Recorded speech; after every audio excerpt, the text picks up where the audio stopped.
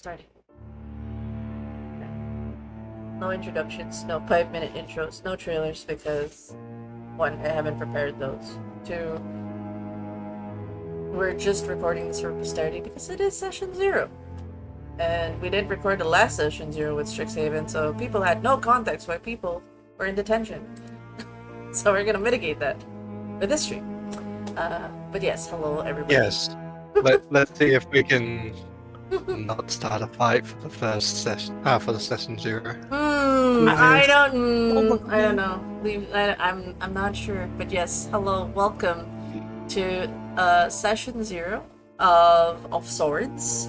It is one of the 3 Curse of Strahd campaigns that I'll be doing this year. Crazy, I know. What do you mean, Denma?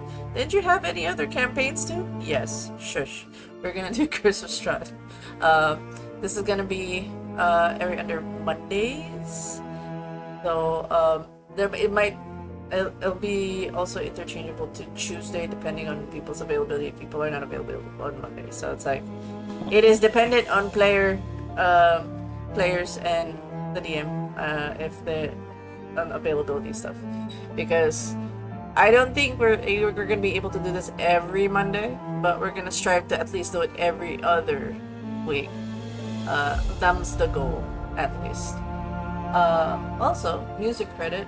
I haven't used his music in a while, but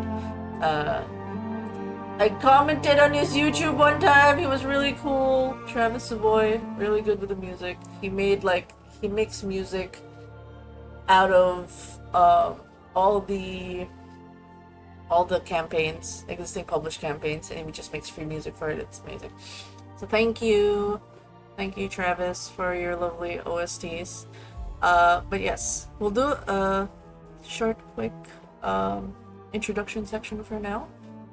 Just for the players that are available. There are 6 folks, but for now we only have 5, and we have 1 sitting in who will just be a voice, disembodied voice. Voice in the mist. Okay. So we'll start first from the left. Hello, madam. Just introduce your character real quick. Hello. Just No, I will be. Yeah. Go. Yeah. You know the spiel. Hello. I'll be playing as called an Genasi Phantom Rogue, who is from somewhere, but I won't spoil where. And yeah, he's gonna be investigating this miss that he was sent on a mission from his master. That's about it. Master. Okay. Mister. Okay, cool. Awesome. And then next we have Julian. Vetra. Hi, introduce yourself. Julian! Yes, as everyone's hearing, I am playing as Julian, who was part of the V-Rising thing, but is now a Scourge Asima fighter, who, and his background being a knight, he is being tasked with investigating the mist by his by the knight's captain, I believe it was.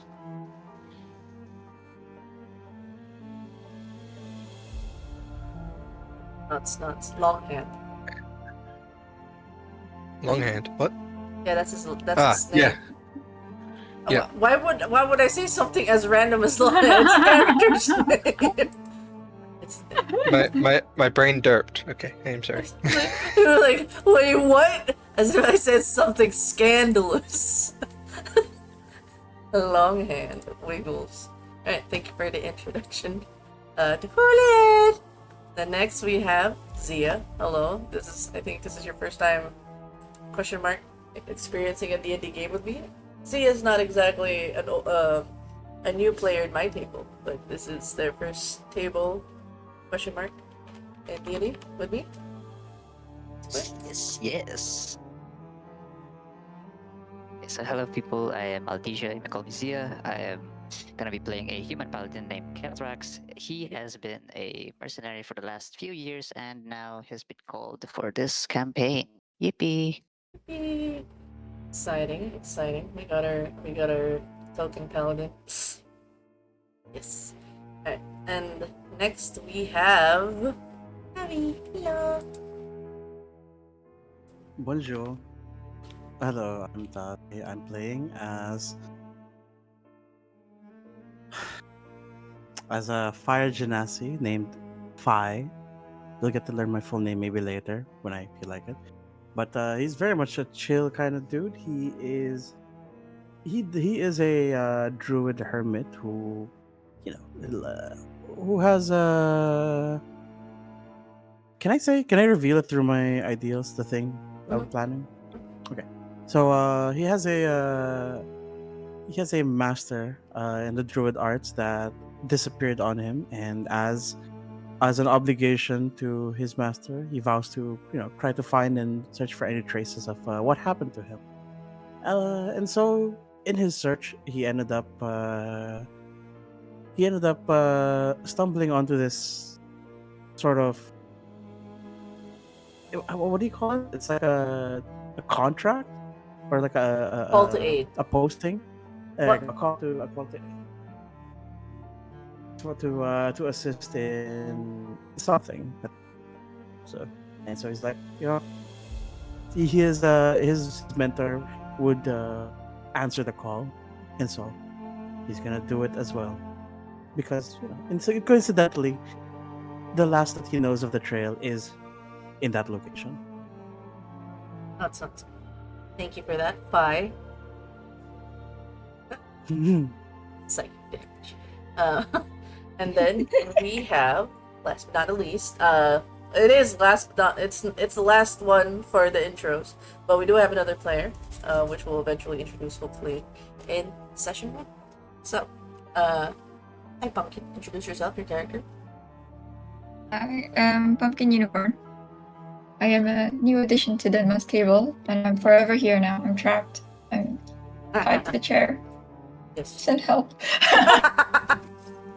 No, she's fine. I play Ricaria, a tiefling cleric. She comes from Faerun. I forgot the place that you said it was already. Don't worry, it's Waterdeep. Yeah, okay. But so she's a civic scientist, and her TLDR backstory is that she lost someone very important in her process of trying to save her. Things went wrong in her scientific and cleric ways, and she's heard of whispers of the mist and how death kind of works differently around these parts, and it has drawn her towards the location in search for deeper understanding of why death works differently here. Thank you so much for that. And so, I believe we can begin and regale. Oh, look at those nat 20s. Rip. We can regale. No, I was like, and screeches. Okay. So we're gonna do first a quick. Let's see. Is that a cutscene in Denma's game? Yes. This cutscene begins first with. We're gonna go first and pivot the scenes to each and every one of you, irrespective of your travels. Some of you walking on foot, the sound of the gravel and the stone crunching beneath your feet or your boots as you travel. And then there's some who travel through carriage, which actually, other than carriage, this is a question to the paladin. I'm assuming you'd have your own horse. Is it borrowed? Or you have your own horse? He'd probably have it borrowed. Yeah. Doesn't have one. A borrowed horse. Same goes to our fighter. Would you have ridden a horse? Because he's a spearman, no. So you would have gone through carriage. Yep. Oh, wow. Interesting. So, just to showcase what you guys are doing.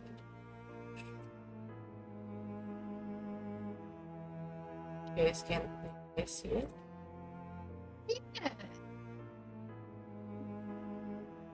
Yippee! Okay, I'm gonna show Roll 20 stuff. Yeah. Okay. We are in cutscene. Wait, don't I already start in Daggerford? No, Succumber. Ah. It is a town away, so you'll be coming from the trails. Yep. On the other side. You'll be coming in from the forest area, not through the caravans route. You'll be possibly passing through the farmer's gate. Irregardless, I just want to unify everyone in a sense of during your travels, somewhere along your travels, save there's like this momentary lull on when it comes to treks that take hours. Heading to Daggerford from Waterdeep takes days. To Succumber, it's just a couple of hours. To some, it is but a few miles away. It's just a bit of a walk. 2 days. And the others by boat. The lull of the moving ships, the moving caravans. For a moment, you all close your eyes. Just for a moment. For Ricaria, as well as Julian. The sound of the carriage, as it kind of lulls a bit to close your eyes, you're immediately alerted by something that tells you you're feeling eyes on you. You're not exactly alone because you're traveling in a caravan, but in particular you felt eyes. Your passive perception enough locks on where the eyes are, and you see a crossed seat facing you. Most caravans would have this sitting arrangement where you're face to face with some people. This one is We're finally awake. kind of like, but with a cover. But with a cover. In that sense, for both of you, there is. It seems to be a woman, but you can't see her face. It's obscured in shadow, but you can tell with her hands, the way her nails are long and surprisingly kept, but it feels unnaturally long, almost claw-like. The way it taps itself as if waiting for you to notice her. And for at least for the paladin, it comes off as you had a momentary blink, but then a woman suddenly appears on the road, startling the horse. It makes you stop for a moment. For Scald, you are supposed to be alone in that part of the ship. You took a corner of the ship that no one would, bother you. And yet someone is sitting across you. Woman. She says, "I will not stay long. I am only here to give you a warning for what is to come. It is inevitable. It pays to be prepared." She extends her hand with what looks to be a deck of cards. Do any of you draw from the cards? Character reaction. Valid, you can do whatever you want with the cards, but do you draw it? Do you stay still? Do you not move? Do you comment? Engage for the moment. We'll start first with Julian. Julian would pick a card. What would Ricaria do?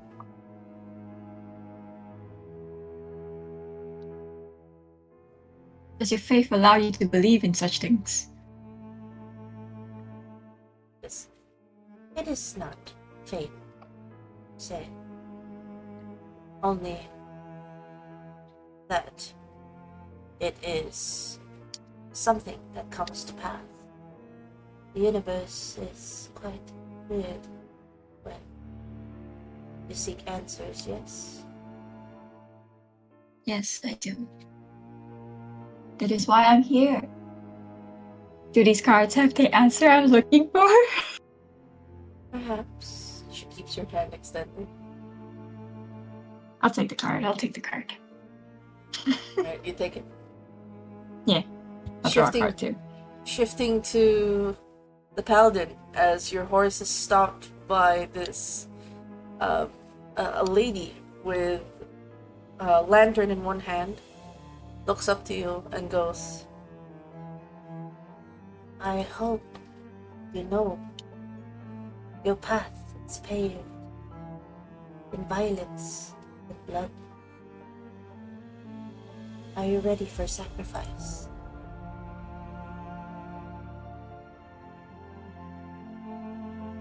He calms the horse down and then, like, just looks down on the lady, and then he shifts the horse like sideways so that he can respond to the lady. Blood and sacrifice? It's been like that for fucking years. What is this warning tell about? It is nothing to the horrors you have faced. Perhaps you've gone through those particular horrors to prepare you for this, but even then, this is a different kind of war. She extends her hand. There's a couple of cards. Do you draw? Funny lady. As for thanks for start with horse, I'll entertain you. If he draws a card from farthest left. Okay, you draw a card. We shift to the one on the ship. The groaning and the creaking.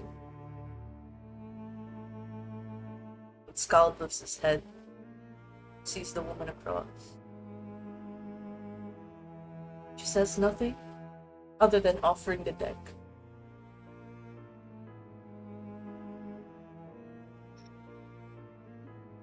My fate has been sealed long ago.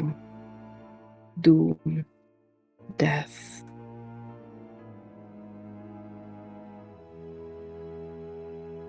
Her hand still extended. There's this momentary crash of the wave, and her hands tilt as the cards spill off her hands. One card falls. Your eyes, even if you're not looking at it directly, you still see it in your peripheral. The skull of an animal, looking perhaps like a deer, a wolf. Monstrous. It's only its skull, but it's attached to a body that's still of flesh.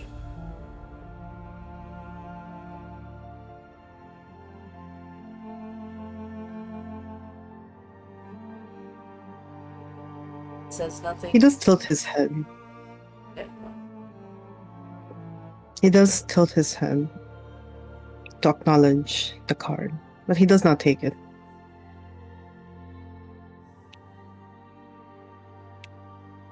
And then he just shifts back.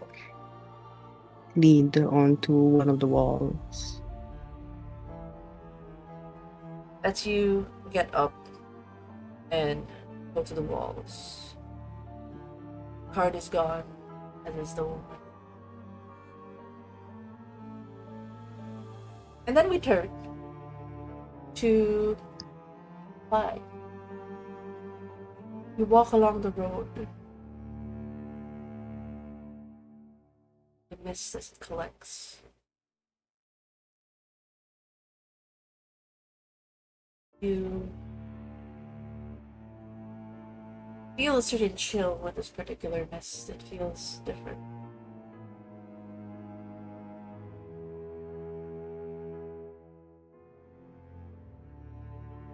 And suddenly there's a gust of wind. He closes his eyes momentarily, and growing up in a misty, foggy forest like this, it barely impairs his ability to navigate. Yet, he still opens his eyes to as he feels that there is something different.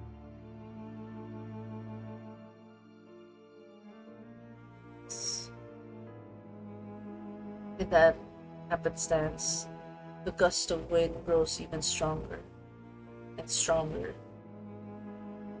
It seems as if there's some kind of...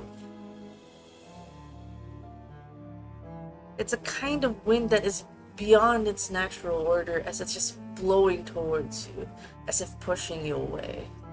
There's rustle leaves that pass by you, a couple of branches and sticks that nick you. And I'm assuming you cover your face or something, or do you just take it? How does your character take this blast of wind? He is wearing a mask already, so Alright. I don't think he'd need to cover his face even more than it already is. So you're just walking through that moment.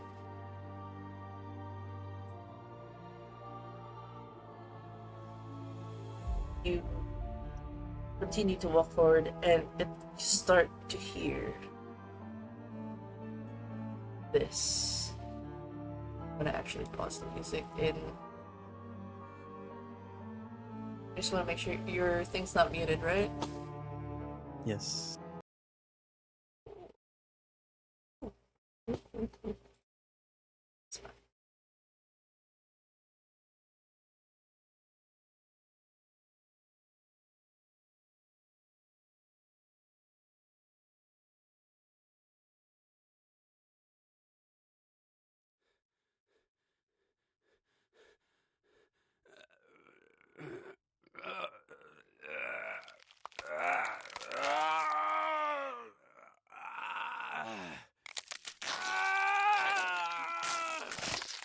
Hearing this sort of mist.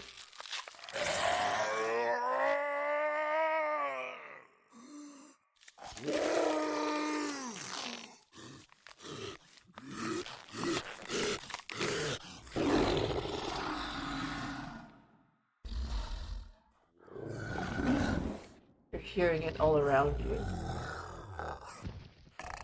But then it starts to focal towards your rightmost side. A rattling breath getting closer and closer.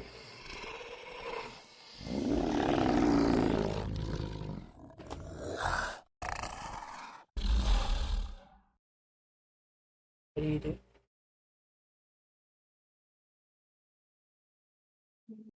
Can I? Boy, we're starting strong, huh? Mm-hmm. You're the one who chose to walk the forest. I was like, oh boy, okay. Yeah.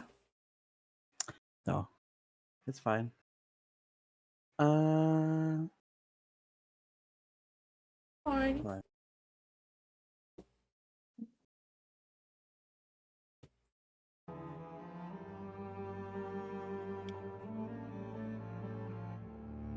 Can I cast Produce Flame? Yes.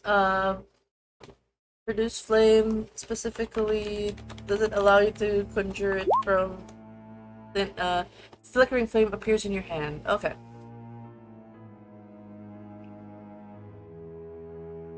It comes out of your hand. Do you point it to the right? Yes, I extend my arm. So I imagine casting it on my right hand, and so I extend my right arm off to the side. But instead of like not pointing it like Iron Man style, it's just like holding palm up, holding it out. The light. So, in that moment, as that happens, you pointed the light. You don't see anything through the mist, just the sound. And as that happens, when you put up the light, something is halted, screeching. And it is, oddly enough, a man on a horse. And you didn't realize as the mist immediately parts, you've basically blockaded an entire caravan with your existence just standing on the road with a flame. As this happens simultaneously as Ricaria draws the card, as you are about to look at the image, what you see in the card is exactly the woman in front of you in the card. And then suddenly the carriage stops. You're like, what? It jolts you awake. Ricaria is like, whoa. And you hear the neighing of the horses outside. The card is gone in your hand. The woman in front of you is gone. To the paladin, when you drew the card, you simply saw a man on a horse, which confused you. And when you turn to inquire to the old lady, you instead are met with this man with a produced flame, assuming with wide eyes. Man witch. What the fuck? I'm gonna move the so. Sorry, did I startle you by saying man witch? Oh my god. Oh my god. You're not here. You're here. Oh, you're here. You're not here. Someone's on a boat. So, you guys are from Waterdeep, so you guys will be coming here, both of you. You don't know where he is yet. But yes, along the tradeway to the paladin, it was a woman. You were pretty sure it was a woman. I mean, to the sellsword, sorry. To the sellsword, you realized, yeah, it was a woman. And then you got a card from her. You were rambling. Fi, you heard whatever it is he said, and then when he looks at you, it's like, it seemed there's a moment of confusion as you realize, this is a man. No, this isn't the woman you talked to, and then the card in your hand is gone. How does Fi and still getting used to this, Kethrax respond to each other's presence?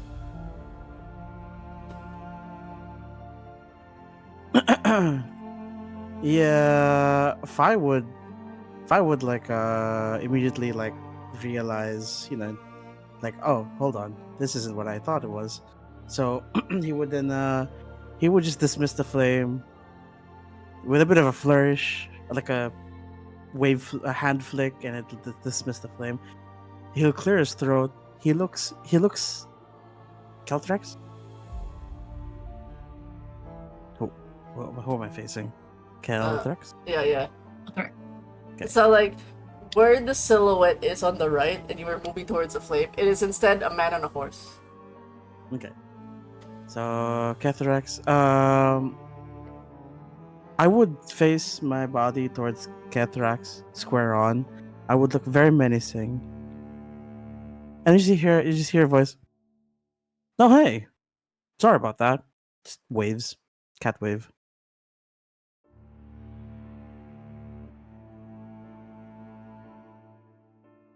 Anthrax would grunt and say, "Okay, friendly."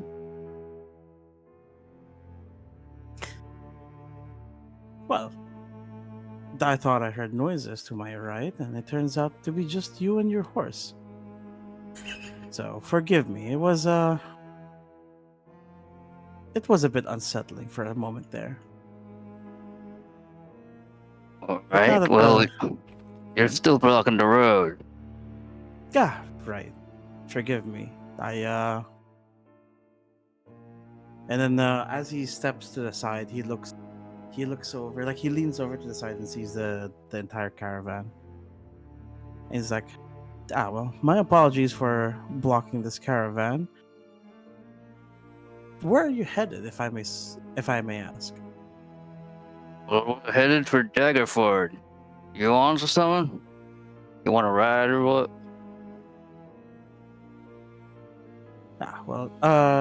Question for the DM. How far are we from the outskirts of Daggerford technically? You're closing in on about, like, you can see, well, with the mist you can't see much, give or take, because you just passed from it because you came from the south going up. You know it has been a few hours since you passed the last town, and you have a feeling that town is Daggerford. Okay.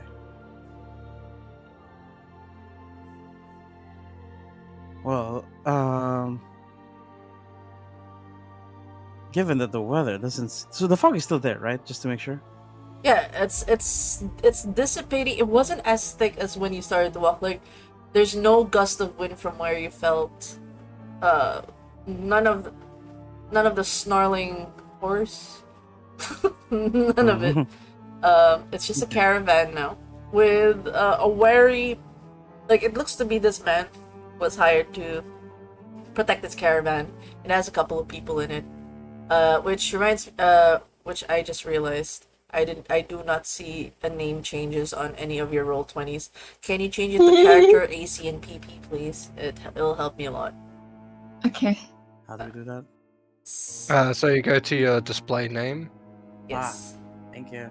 Yes. How do I change my portrait? I'm still in Strixhaven. No, it's okay. I think you can just swap it to whichever sheet you have. Yeah, if you click as like at the bottom of your where the roles show, you'll see where your name thing is. You should be able to scroll down and select as, like, mine's Julian Basil. Oh, I yours did it. might be. Yippee! Oh no, I fucked up my fucking. Hold on. That means I fucked up my. Oh no. It's okay. Fucked up my Strixhaven PP. It's okay. Hold on. Arcaria PP13. I'll Yeah. admit, I just saw my Let me change mine. my sheet right now. I did not realize I only have an AC of 10. How? Have you equipped your armor? Have you? No, I have not. Please equip your armor spores. Please wear armor, please. We always forget to wear armor. Oopsie. We're not mages anymore. We're not in school. That's different. Different campaign. Oh wait, right. No, I don't have the armor poison one. Hold on. Okay. PP 13. It'd be a medium armor, but the PP 13. you want me to add in just a standard medium armor for you for now? Yes, please. Okay. Yay. Anything. So, Catharax, Skull, thank you. Alright. So your PP is pretty high enough, Ricaria, to hear the conversation happening outside. Someone's hitching a ride. Sounds friendly. Do you go out of your carriage or do you stay put? You do know there is a scary-looking Scarface man that you've been traveling. Well, he's been outside of the carriage, but he's like in usual long travel caravans. There would be sellswords protecting a caravan from one trip to the next because of bandits and the sort. So you are aware there's a sellsword outside. But the sellsword is talking to someone. Do you poke your head out the window? Do you try to I check? think Or Ricaria would like be at the caravan stopped, right? yeah, Basically. it woke you up like that. Okay, like blah. She would like be kind of at the door of the caravan, like watching the two of them interact, but not just watching, quietly observing. You're kind of poking your head out. There's not. I mean, this area is a lot mistier than you remember. There is certain mist in Waterdeep when you're close to the waters, and it's supposed to like you guys are getting close to a river, and kind of makes sense that there would be some creeping mist. So far just observing. We go back in conversation with Cathrax and Phi. Fine, you decide to join this humble caravan. It will set you back a little bit away from the forest. However, with assuming you have like intelligence higher than 10, yes? Hoping. 5. Are you smart boy, Yes. Fi? So, much to your surprise, this is like the third caravan you've seen in your travels in just a short span of few days. All of them seem to be heading to Daggerford. Something's telling you caravans, sellswords, something big happening. What also he's thinking is because of the sudden, totally not ominous inclement weather, it might as well be worth it to backtrack and get some rest at Daggerford before continuing on. So that's his internal thinking. But he's gonna say out loud. Well, wait, I'm not putting on an accent. No accent. Neutral. Alright. Well, seeing as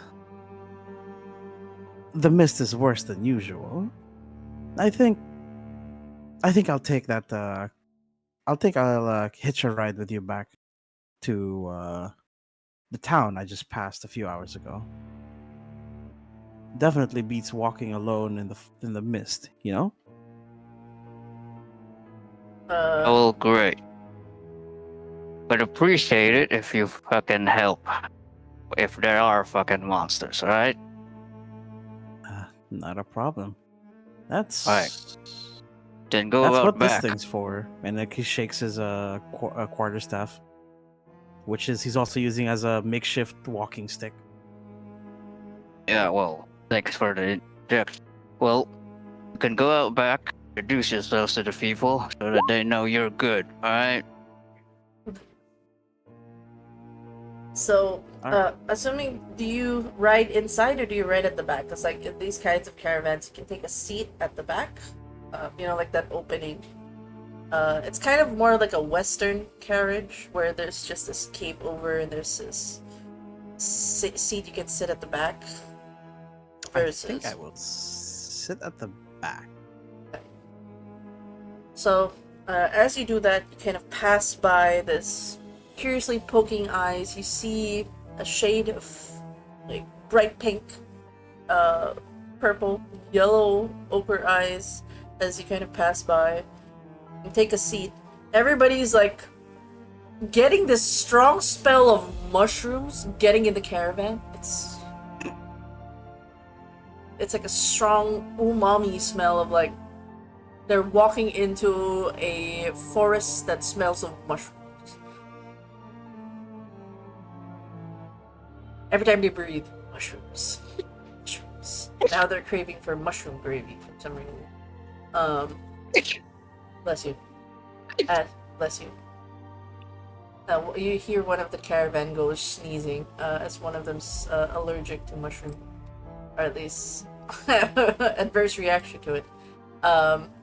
And caravan starts to move again, with you lingering on what it is you exactly heard. To Ricaria and Cathrax, you're not sure exactly what that dream entailed.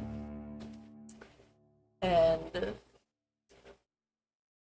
the same, we're gonna shift real quick to Julian as you take the card, you turn it, and the card that was drawn, something of a skull floating, what looks to be some kind of upholstery with, it's almost as if it's an heirloom. What class?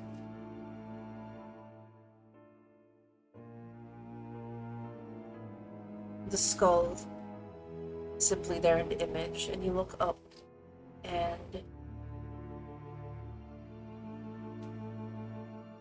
in that moment, as you look up and blink, you see an image. At least you see your father, which is surprising, because as far as you know, you've left him in Secomber and is now in the carriage.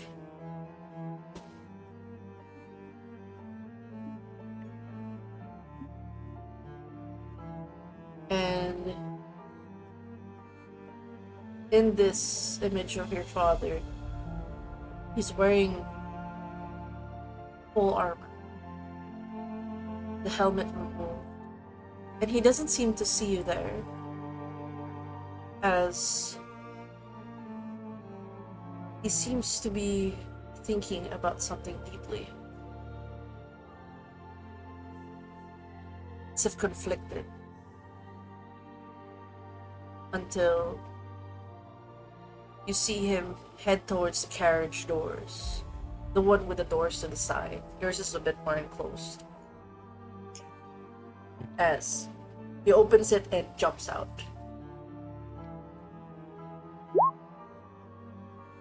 Do you try to catch your father as he does that? I don't think he's going to try and catch, but he's going to basically follow this mirage of his father and look at the back of the carriage to see what he's jumping into. In that moment, as you know, the mirage of your father jumps out, the carriage and rushes to the back. You kind of look. He disappears into this mist. It's almost as if he's eaten into the mist. You look at your hand, the card isn't there. And you remember of the story that your father has told many a time. As many as he would, at how you do remembered his armor. That was specifically the heavy kind of armor one would don in times of war. You don't see him in that armor anymore. Mm-hmm. If anything, he gave you that armor in particular, at least parts of it, for you to use in your travels today. Yeah, it's why I'm only wearing half plate at the moment instead of like full plate. Yeah, you wore his half plate. You see the insignia of a wing in that diamond shaped one wing carved into one of the pauldrons. Mm-hmm. You remember the story of your father on how he did not join the war at Daggerford. If anything, this was a story commonly iterated when one would hear your family name.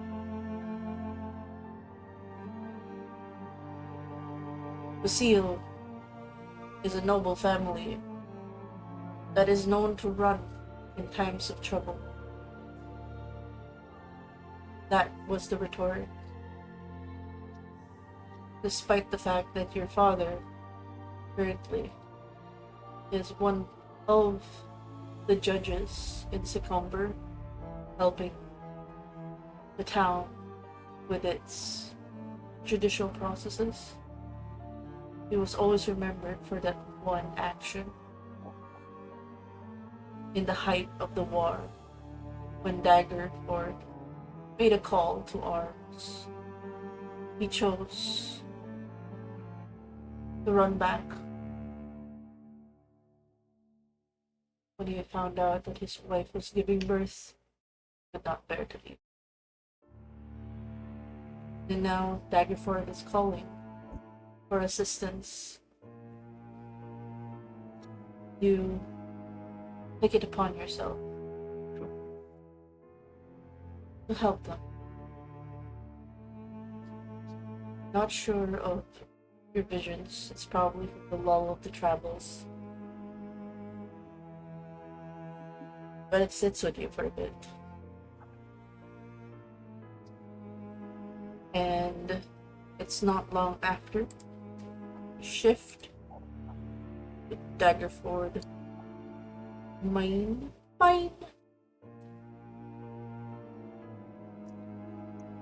Suddenly. So, you'll be coming in from the backside. That sounds so wrong. You're coming from. Can you check I'm your? not muted. Can you? Can you? Are we all dragging? So you guys, this is for Julian. For the other three, you are good. I'm kinda eating mushrooms with fire. Oh. Can I get a sample for my studies? You have a specific fungus you want to try? Damn. You guys bond in the middle. Like, by the time you guys get here, it's like the sun starts to rise. So it's around 5 a.m. Catharax and the others can put their tokens here when you can. Catharax, yep.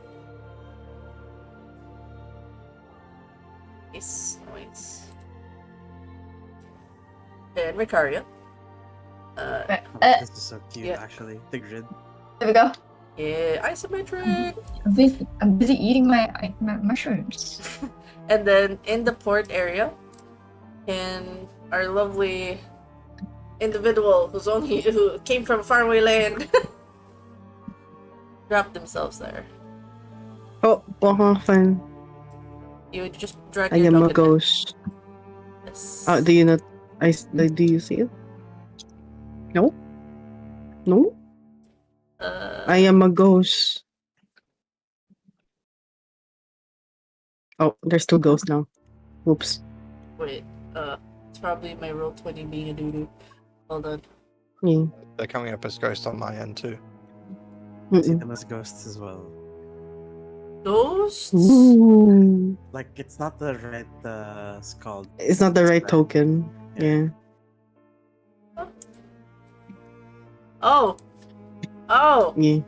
The heckins! All. Why are you being weird? Why are you being. Not you. Why? You're fine. I meant. I do have a token of prep for him.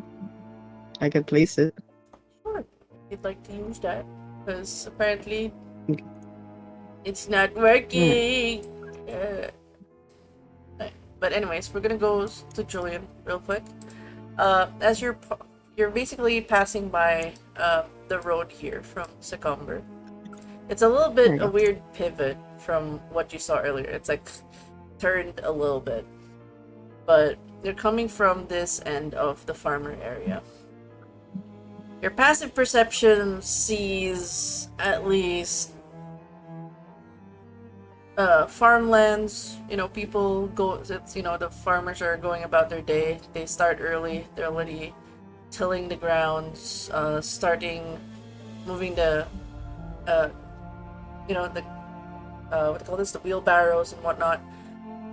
The one thing that clocks you specifically is one of the individuals with a wheelbarrow is wheeling. It doesn't look like a sack of potatoes. Unless a sack of potatoes is, you know, it bleeds red. Is it a I beet? mean, they dropped like a sack of potatoes. No, it's like it's in a wheelbarrow and there's like a sack on it. Yeah. And I'm saying the Australian saying of they dropped like a sack of potatoes. They died. oh, I didn't know Knocked that's. out. Look, your English I don't understand. It's riddles, but thank you for the context. So Because we used to grow red potatoes here, so oh, okay. So in that sense, you see somebody with a shovel shoved in one of the wheelbarrows, wheeling somebody into one of the barns in your passing, and basically you're moving farther away as the carriage kind of leads you to the farmer's gate. This he looked like he just passed like the other villages and stuff like that, and they just didn't give any heed to it or anything like that. Standard fare caravans this is kind of like a crossroads kind of village. They are used to travelers, and your No, not that. I mean, when he was wheelbarrowing, was he wheelbarrowing the body past people? No, he's like he took a barn that was actually farthest from the others. Hmm.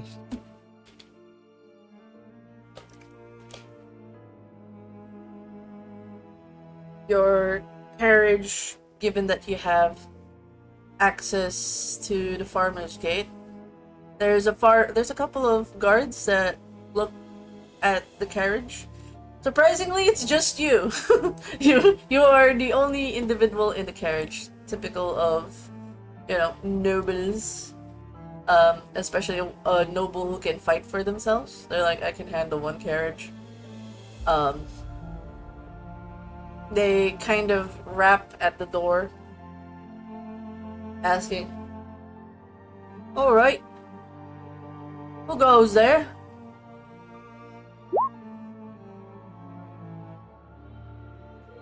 I am Julian Basil.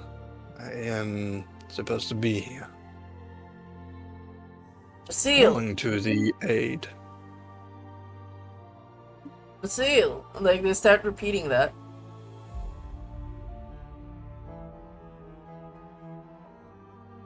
Ah! Didn't expect a cowardly noble to make its way to these parts.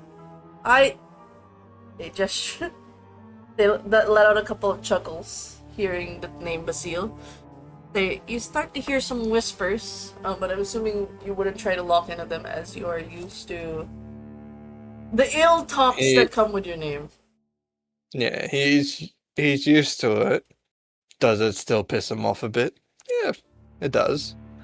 But he can't just go around reprimanding or beating the shit out of people for back talking his family. He knows what's happened, and this is why he's out. He's trying to change everyone's view of his family's name again. You enter through the farmer's gate. The carriage passes by this solemn town. It's still moving about for something 5 in the morning, and you are dropped off in the barracks, at least the front area. The driver is a family driver who kind of waves goodbye, and you're actually not alone because I believe you have 2 retainers with you, correct? Technically, I can have 3, but you said one is. We've said that one retainer's with his mother, the other is with his father to keep in contact the with driver who dropped you off, basically. Yep. So he'll be driving back to his the father. only other one is his squire. He has a name? I did not give him one. Because we were still deciding on stuff and then we forgot about it. It's okay. I'll just call him Squire for now. He goes, As this, you hear, "Sir, those men." I know. Pay It- no heed to it. I am enraged on your behalf, but I know I must keep a calm demeanor, as your father would say.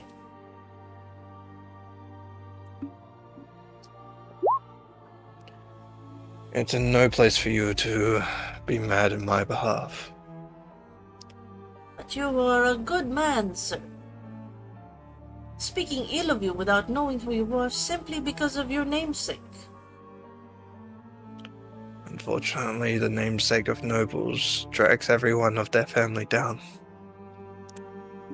That is why I am here to change that. To do good deeds and to change how everyone sees the Basil name. I see the faceplate you used. I don't know. In that moment, as you guys are talking, someone steps out. You don't recognize him. You have been trained by this half-elf. See a bit of his clean-shaven head. And he walks to you, a bit clipped. He's annoyed. Right? He looks at you. Can't say I'm glad you're here, given the circumstances. He can tell something's on his mind, but he's gonna not divulge it. And he goes, "You'll have to wait here. I'll have to receive the other aid. I heard one is at the port. The other, there's another caravan, convoy on its way. You think you can wait here, or do you wish to follow?" I mean, I can wait, but if you wish for me to follow, I can, so I can meet everyone as we go along. And you can tell me if anything's changed through the town since I've last been here. I'd rather save that conversation once everyone's together. And he doesn't wait for you as he walks. You know, he's kind of a brisk, like he's always on the move. He's not the one to sit idly as he immediately walks. His cape kind of swishes. Hey, Julian will follow. He actually, the first thing he'll go forth is the port. And the squire just follows.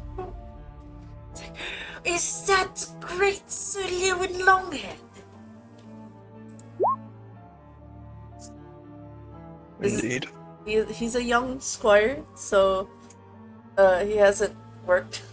He hasn't worked with a Longhand at all. He's just like he's heard stories. As you guys head to the port, the ship's already there, disembarking a lot of individuals who are already making their way to other caravans or heading into the taverns. One individual in particular. Can you describe Scald for everybody as they're walking towards the port deck? Hello. Scald, he is average height man. Unlike other genasis that people usually see,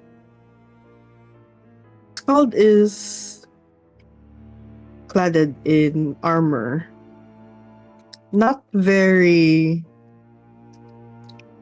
known to genasis. He's cladded in armor, more like a rogue.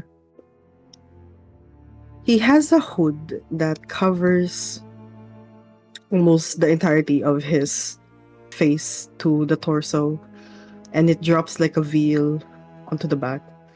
And above his head is littered with thorns or barbed wires. As you kind of walk towards the port, the half-elf guard, you see he is adorned with like a heavy armor. As he looks at a couple who approach him and goes. He gives you like a head to toe look, says nothing of your outfit, and says, "I'm assuming you're here for the aid." Scott tilts his head. Acknowledge. Right. And when he tilts his head, there's like specks of rocks and dust that fall off underneath his hood. Right. Follow me. Like he is not. He is like. All right. Picked up. By the way, you are not the only guy from the ship. There's about 3 more individuals that join you. Both Mhm. you and both Skull and Julian kind of hear the whispers of, like this town, like this is gonna be easy money.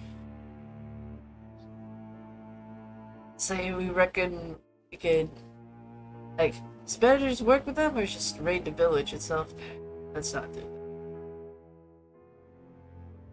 There's like whispers. There's like, are you sure? There might be more money if we just take everything instead of, going for the coins. They let out a laugh. And then the other one elbows. Are you crazy? This is a militia town. Are one of the bastions during the last war with the dragons. You want to raid this? You're a madman.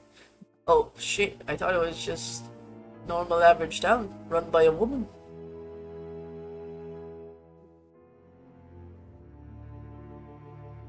That's the conversation for the ship folk.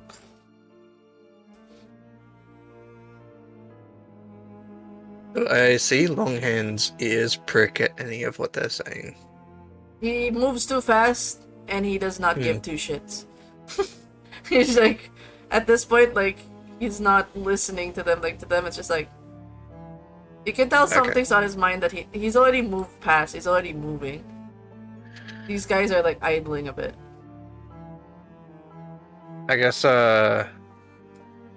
Julian will just take note of, the 3 individuals for later, just in case. I'm gonna put faces on them. Yes. Yep.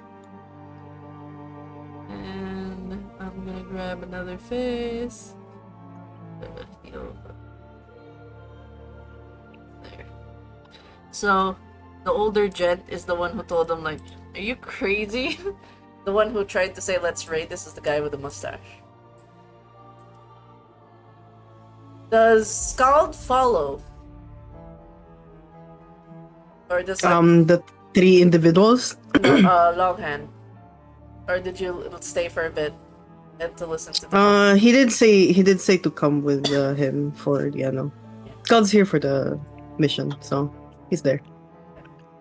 and then move your token to Caravan Gate.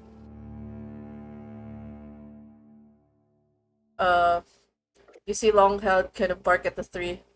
Head to the barracks.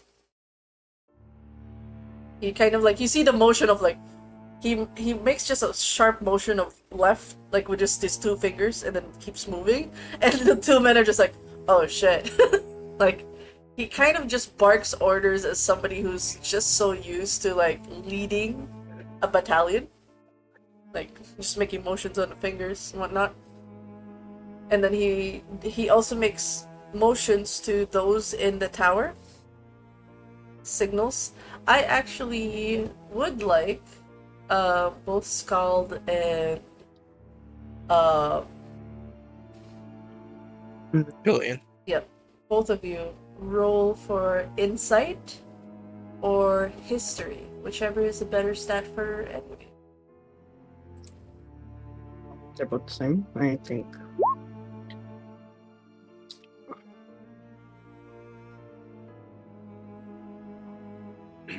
Oh.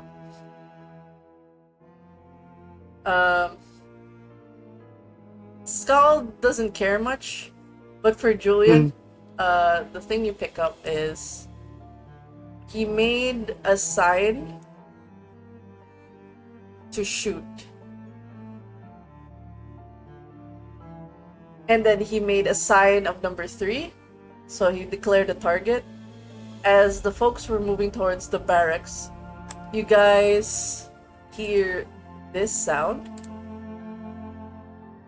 Before it happens, I'd be like, say to the squire, cover your ears. What? And then he says, what do you mean? As you hear that, you immediately hear this one. As that sound goes through, both of you, your ears prick. From the tower distance with the sign, the guy with the mustache gets shot on sight.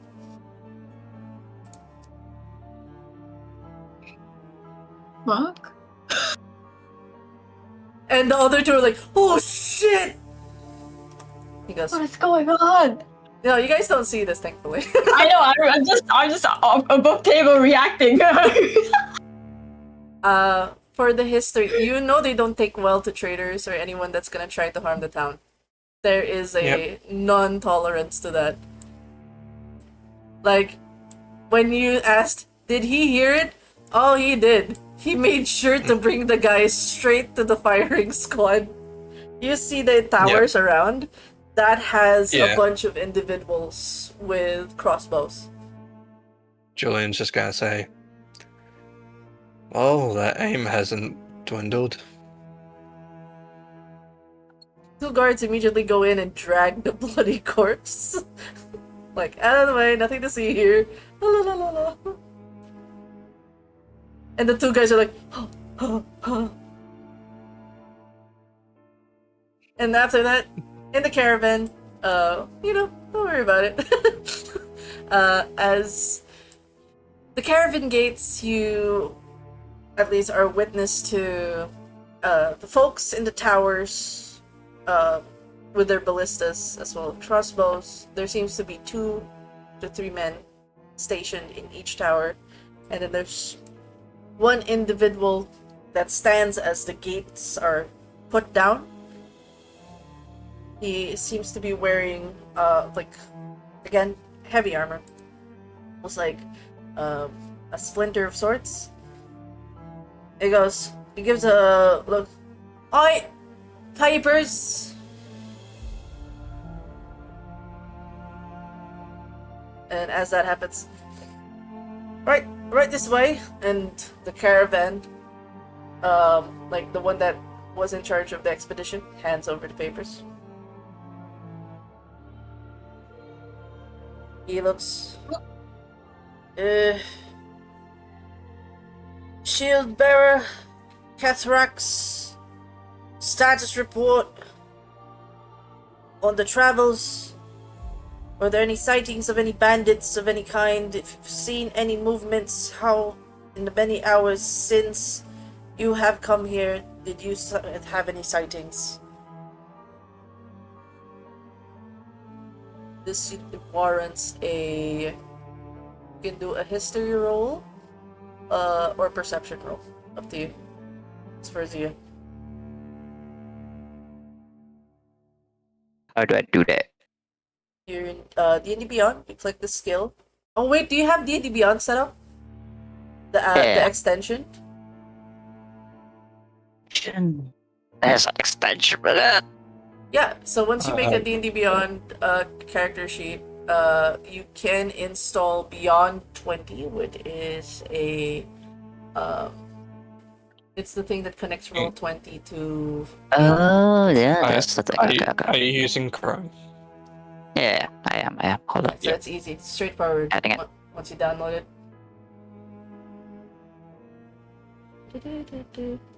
Oh, Mino left already. Hi, Mino. Mino gone. I didn't realize Mino was gone. Sad. Alright. It's there.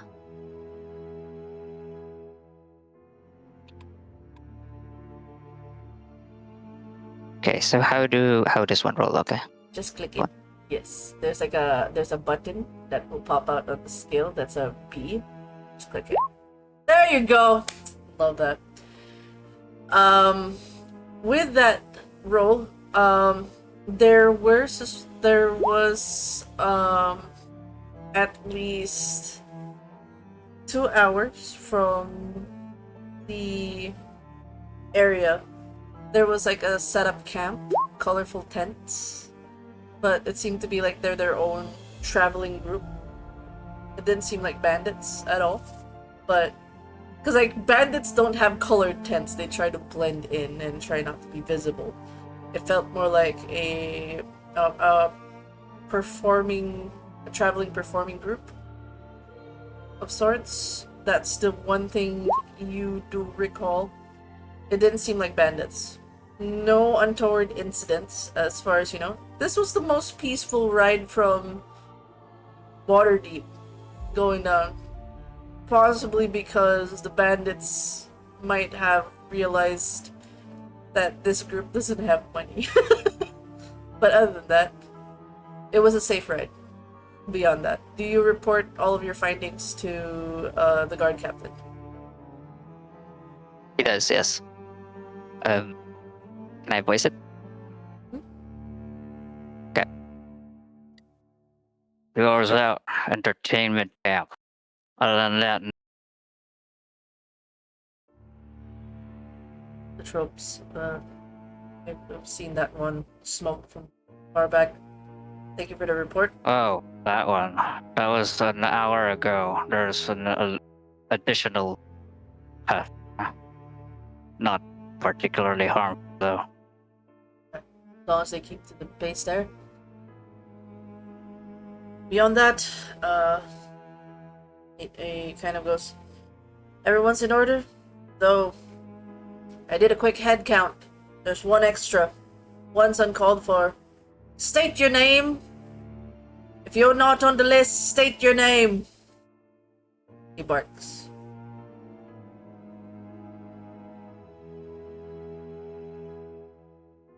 He shouts everyone's names. One of the names not called is obviously the druids.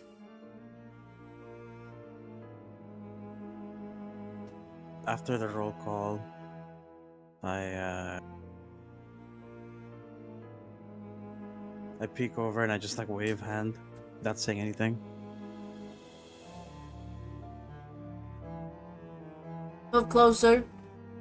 State your reasoning for being here. Otherwise, we can't let you in. You're gonna have to stay with one of the folks over here.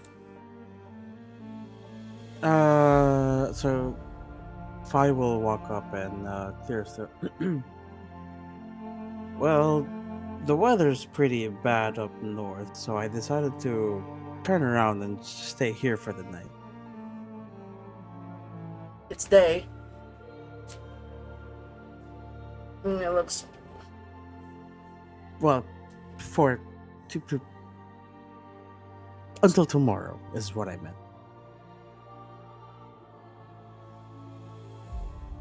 Gives a look down. He turns to Catharax and goes, "Can you vouch for this man? Where'd you find him?" An hour due north. Not much. Looks like a plan to me.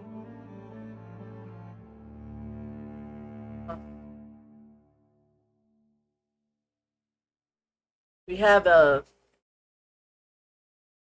some of the taverns we have here and inns have a hygiene policy. If you can, keep to it, or else we're gonna have to keep you outside. The rest of the vegetation. Hey, look, I shower. It isn't my fault my armor smells like.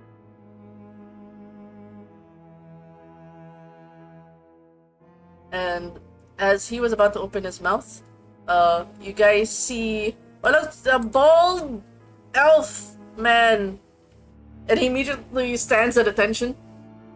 Clearly, this man is one of authority as he looks.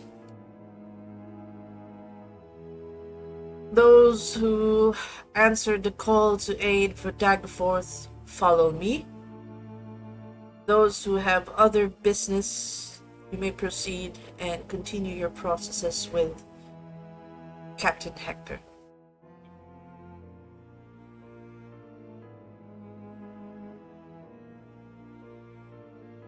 You can tell he's not waiting for anybody to, like, introduce themselves as he walks in. Who goes in first? Oh, Catrax immediately follows without saying anything. Just goes. Rika kind of like trails behind Catrax. Now, does the druid follow out of curiosity? Yeah. I mean, Just like a little Yeah. bit like confused, a little bit like, alright, I guess we're all going. I mean, he doesn't know what's happening. He's just like, oh, is this the line to get in?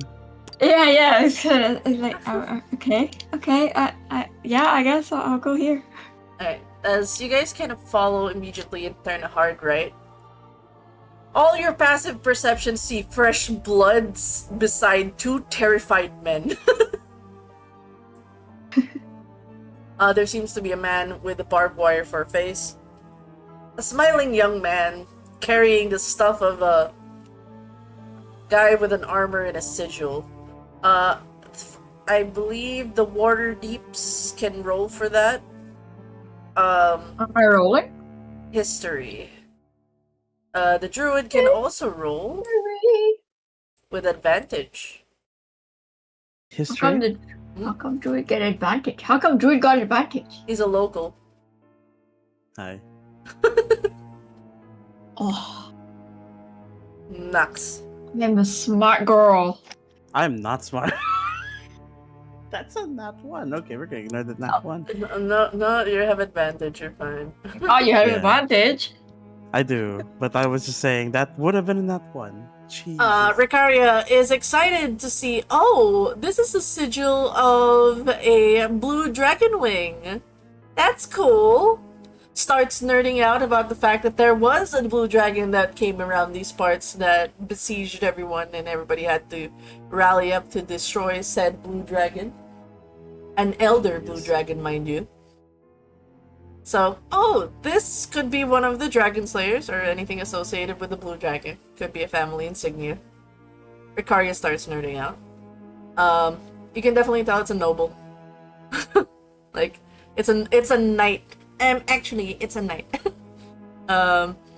And to Phi, you recognize this young man. This young man actually, frequents this town often. You've seen him from a young age along the roads. In one of your travels, you kind of got lost and ended up heading to Secomber, a nice farm village that's a bit more organized and a bit more peaceful, less militaristic like this one. It's mostly farmlands with a lot of books. So you do recognize this fellow, as well as the father. He does have more of the features of, like, he has mixed features of both the mother. You have seen the mother, you have seen the father. The father initially thought you were ill and immediately, like, recommended you to the local healing ward. Like, we have some concoctions to help you with your malady. Oh no, this isn't an illness, sir. Oh, sorry, my bad. he just wanted to help. You do recognize the kindness of a man who immediately saw you, thought you were sick, and was ready to help. It's like, I must help this poor old man. But you're fine. So you do recognize the young man. So Catharax, you don't give a shit, it's just another noble. Like, ugh, one of those. Squire. Wild brat. So,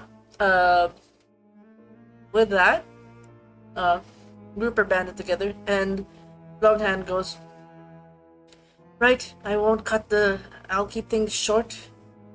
Your meeting with the Duchess will be tonight, over dinner. She'd like to meet you personally over that, but for now, spend the day as you would doing some key investigations to get some information We have key people you can talk to. We have our local grave digger, who has brought most of the victims and has handled the bodies away from town so as not to cause some concern.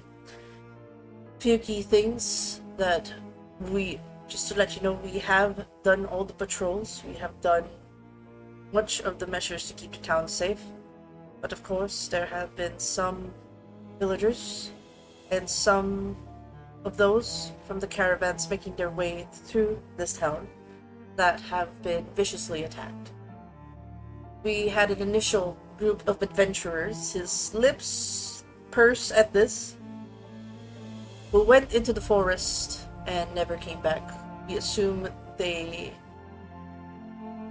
abandoned post. No bodies were found, so it's safe to assume they ran off, which is why your money will not be paid up front, as with the previous adventurers. You will Vi get raises paid his hand. after the job. Yes? I would raise his hand. Out of curiosity, which forest? Goes just close by. Doesn't get to any of the bigger forests.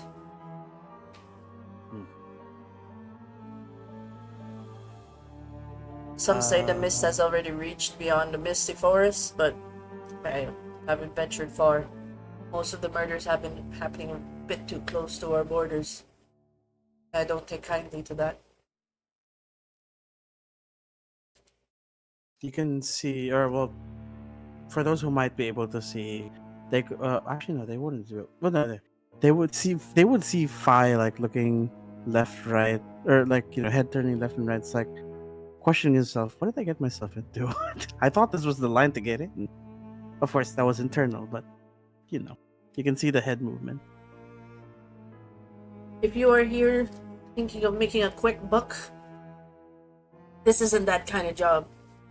This job is meant for people that we believe can handle a certain threat that we can't seem to find. We know it's not bandits.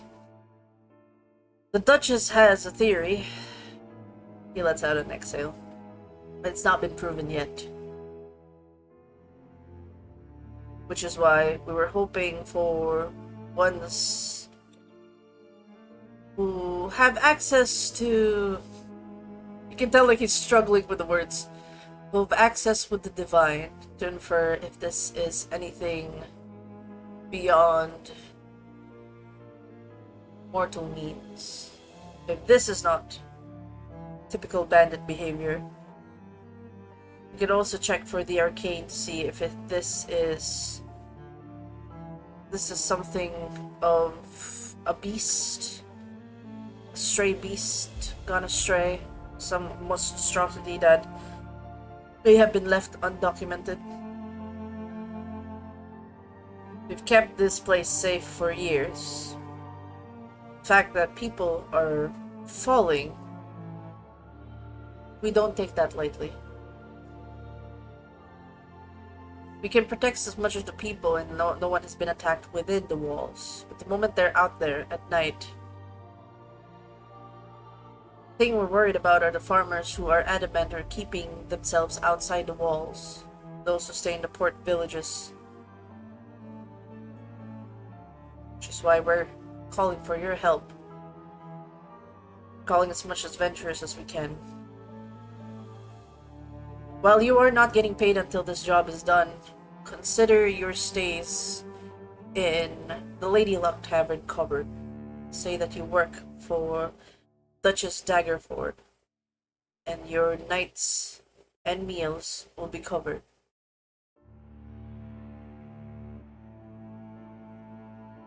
And then he pauses. If you feel you are not right for the job, you may leave. I have no time for those who are not resolute. For those who would want to do other things beyond what is asked for.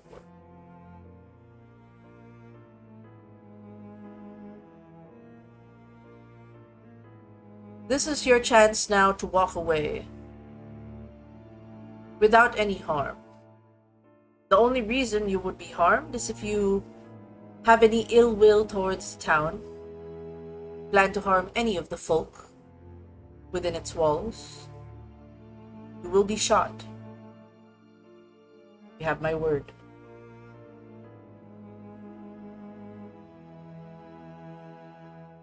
Now, who wishes to leave? And you just see this guy in the hood is just like, yeah, I'm out. He starts running. The guy with the beard is like, nah, sounds like fun. Staying.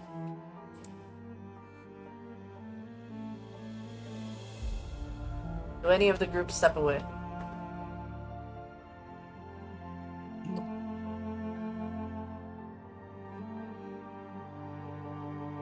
I'm gonna safely assume everybody just is just going. We're just too scared to speak. No. Julian's just gonna be like, I'm staying. Alright. He looks at everyone. Right.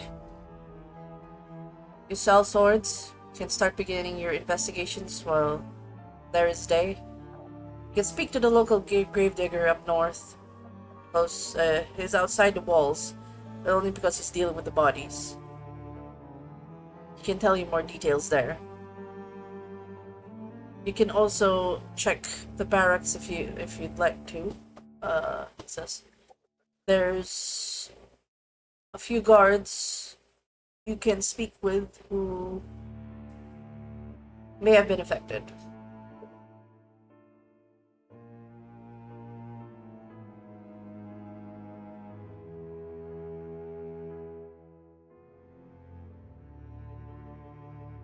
So you can choose the town barracks. You can choose to speak to Gary Digger, and you can also, if you can find him, he lets out a sigh. There is a hunter master of the Duchess. He may give you some tips on how to move around the forest at night, especially the ones nearby. This is his terrain. He knows this area like the back of his hand. So you may choose. Or you can spend time in the tavern and get some stories out. Either way, the dinner is at 5. Be ready. Head on over to the castle, up forward, to meet the Duchess. And with that, I leave the group to decide, where do you guys want to go? Where are we going? Head over to the gravedigger if anyone wants to come with me. Yes. What? I was gonna say either I go gravedigger or hunter master. This is a But high perception roll. Petrax did not wait for these discussions and went for the hunter master or the general direction. I am going for gravedigger. Okay. Wait, but you don't know where the hunter master is. You said if you can find him. Yeah, you have to roll for a high perception first. We can do that. So the perception that you have to roll is 18 above. Perception.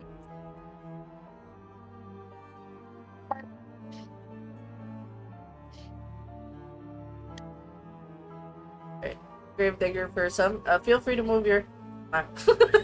I would say you spent like the first hour, like, okay, where are you, buddy? Like you kind of look around. I know. Initial perception.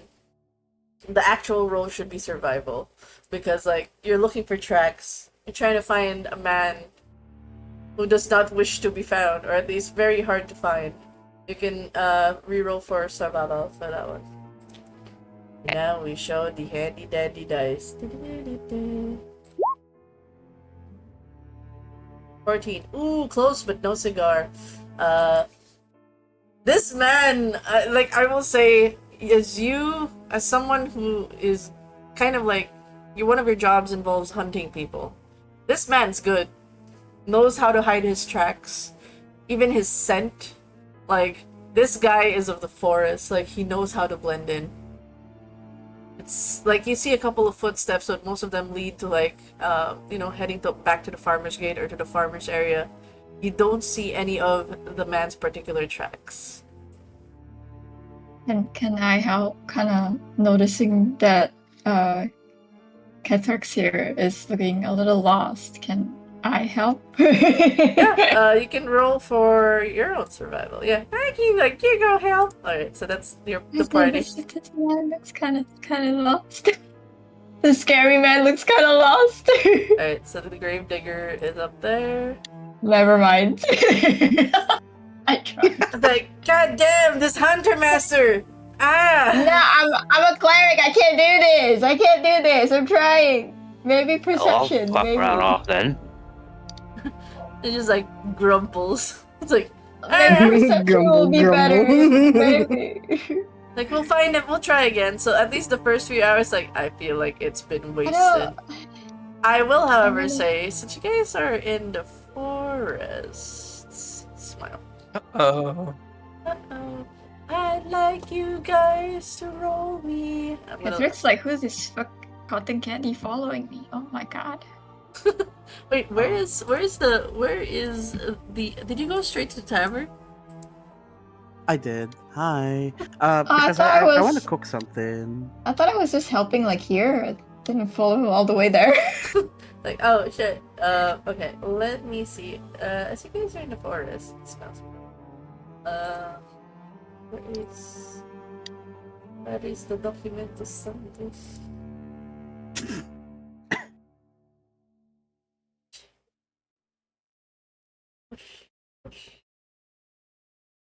There it is.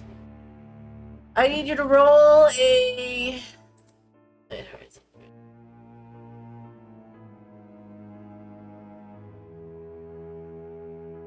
I gotta make sure I get the table up. I need both of you to roll a d20. Random as D20. Yeah, daytime random encounters. Let's go. Was it slash? It just can't be a fight. No. No, what is it? No. Slash R space How do I roll it? d20. Or you can. 1d20. Yeah. There you go. Oh. Okay. Oh. Okay. Oh, this Okay. is perfect. Uh huh. Okay. The first roll you get is. I need. It requires you walking around. I don't know. It's got. Roll me a dex save, please. So my dump stat is. Oh wait, that's the same. Oh shit. You are walking around looking for the guy, right? You don't realize. I'm just trying to help Cathrax. I don't really. Yeah. You get. What happens is you stumble, literally, upon a grave. Oh my god! You I'm fall just into a grave. fucking ditzy Yeah. The grave. in character. And as Cathrax would hear it, he walks in. He sees you on top of what looks to be a corpse. So both of you rolled a grave and corpse combo. That's amazing. Amazing. So, the corpse, please roll a d6. What? Oh my lord. Is it 1? Ooh. Okay. Rolling it too? Oh, no. So the No. corpse you fight, you roll in, and immediately you kind of immediately feel this stickiness because he rolled a fresh corpse. Ah! Oh! This is like. I feel like she would be used to this. It's like, Get oh, you. okay. Okay. This corpse, it has what looks to be a wolf, a fresh wolf, that's been killed by spears and crossbow bolts. And this, like, it's cute. Somebody actually made a grave for this particular corpse, and it's fresh. You are covered in wolf blood and flesh. I think she kind of like brushes it off, kind of try to clean herself a little bit. I think the hunter master is somewhere here. No shit, Sherlock. It's fresh. This corpse is fresh. Yes, I need a shower.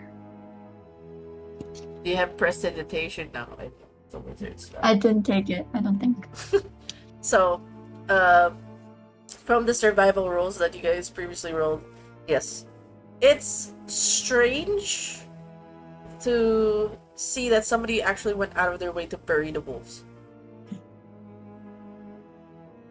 It doesn't look like a compost pit, it's an actual grave. Can I fix it? Because I kind of fucked it up. Oh, let's move back then. Yeah, okay, I wanna just fix that. How do you fix it? You start adjusting. I don't know, I wanna just like put the thing back where it came from. Just like you squished it, you kind of realign it back from its like lying down bury position. it a little bit, like rearrange it. So, yeah.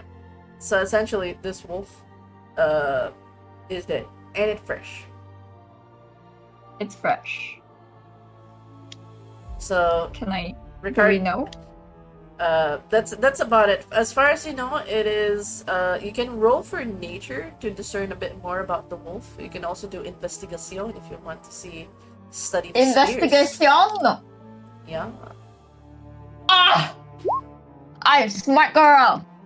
Go take out her notebook. Okay, writing shit. You take a look at the weapons. Do you look at the weapon or the wolf? Choose where your investigation will fall. Weapon? Weapons are standard fare military grade. Crossbow bolts would probably safely come from, the folks that are up in the towers. So this is definitely, like, but it seems like there's a lot of shots that went to this wolf. Like, it took too much of, it's an overkill. Like, 2-3 bolts would have been enough. But you see about 8. And a couple spears. So they kind of went hard on this one wolf.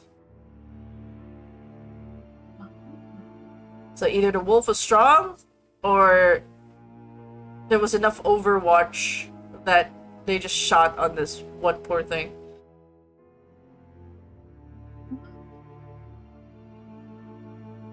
Okay.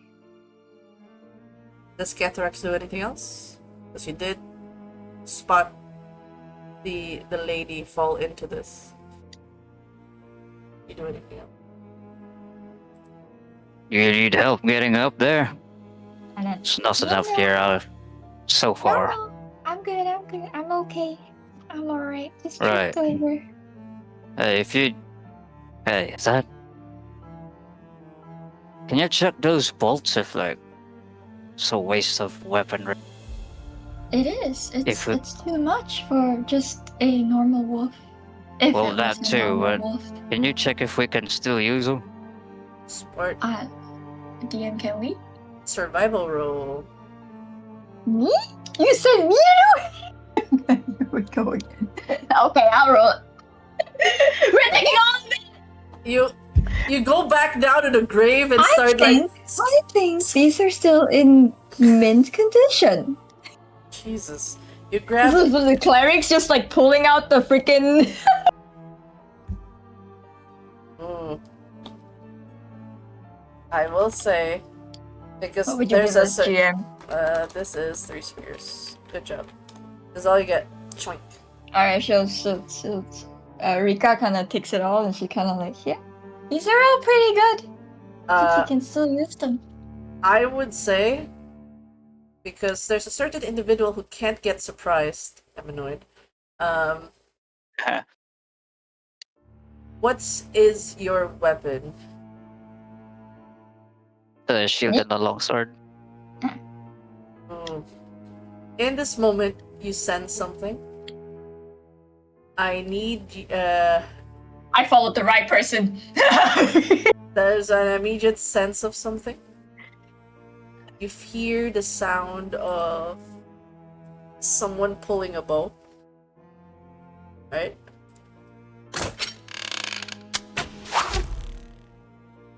And immediately, with your AC, Oh, what's that? you jump down and then lift your shield to catch it. Whatever it is the girl did definitely got his attention.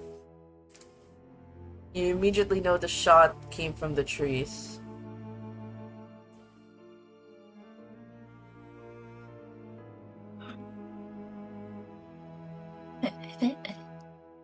Thank you. You can have these. These are pretty good still from the wolf. It's the footsteps. It's like it to at least to Ricaria. It is you can't hear it, but Cathrax hears this like the swoosh and the light, like the footwork's so light. Like this fucker is a fucking ninja. Yeah, I know. I know. I have no fucking clue what's going on. I'm just like, oh shit, he blocked something for me. Do you call forth the individual? Clearly, he's pissed. There's no hiding it. We mean no harm. Can I just? He moves forward and okay, I know the picture's ugly, but initially his face is covered. You just It's see amazing. What do you mean? I could fix him.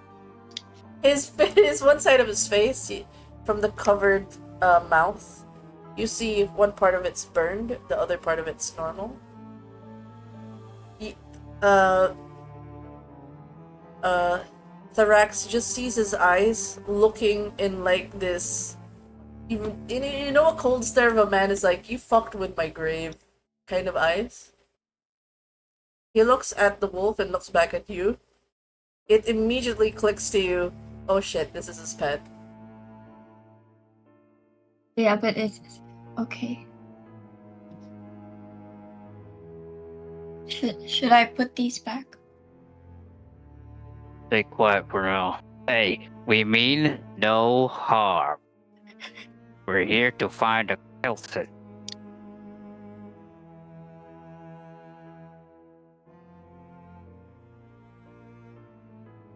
He goes,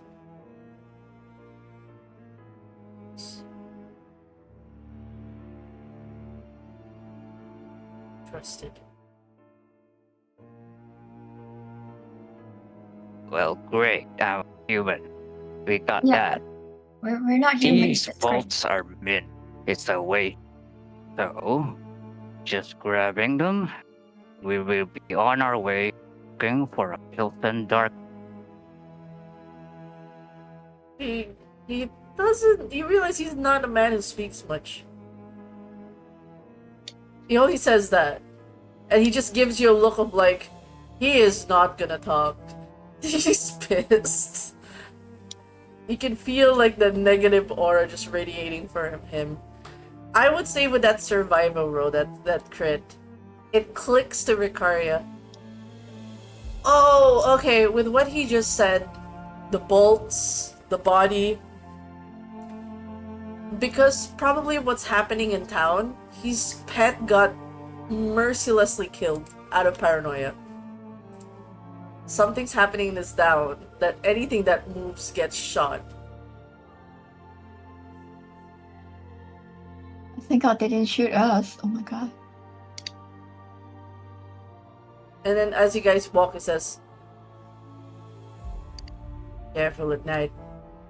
The mists.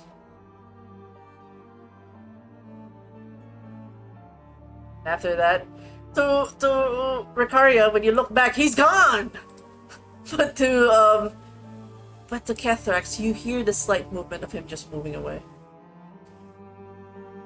Like, oh, he's gone, like a ghost! But Cathrax just knows he's just really a silent type that just moves. God. Oh, Funny counter got there. Do you have any no. blessings for the corpse then?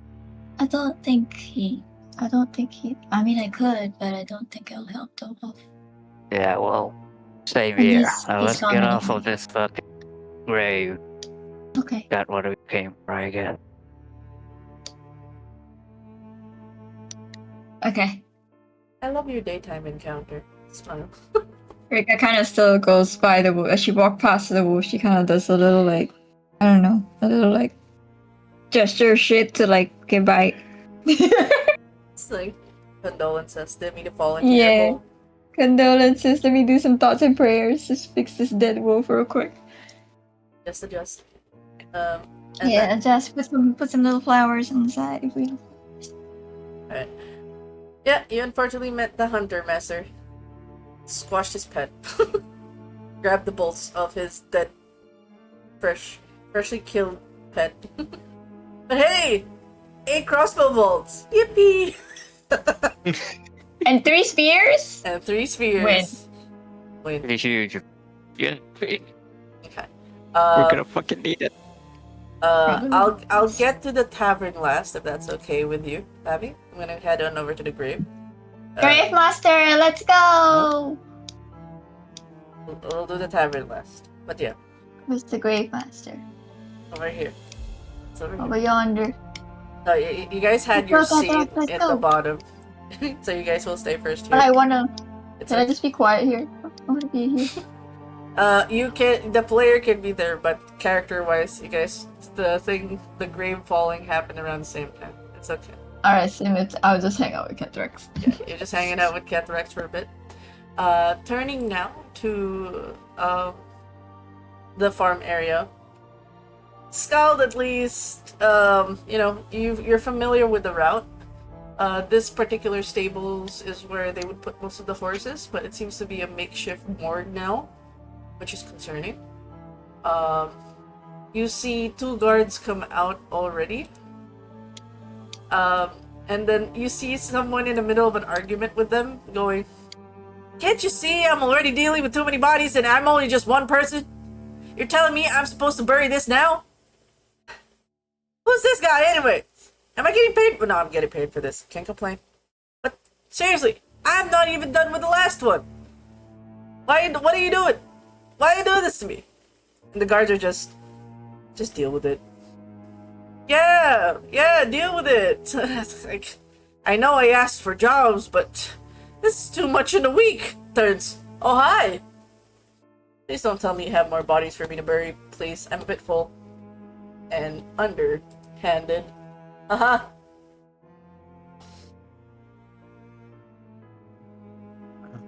Is he pertaining to Scald?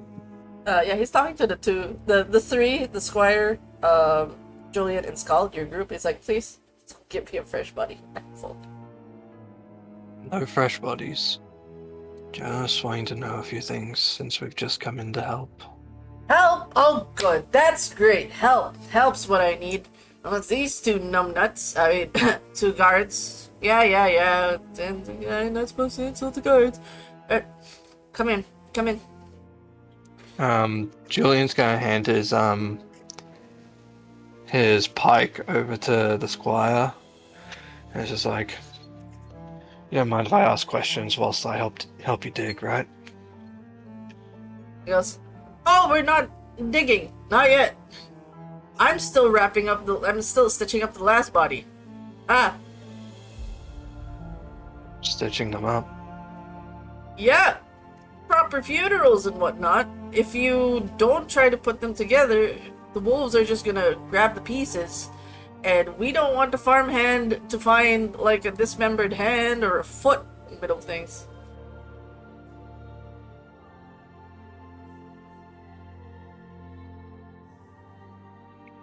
Fair enough.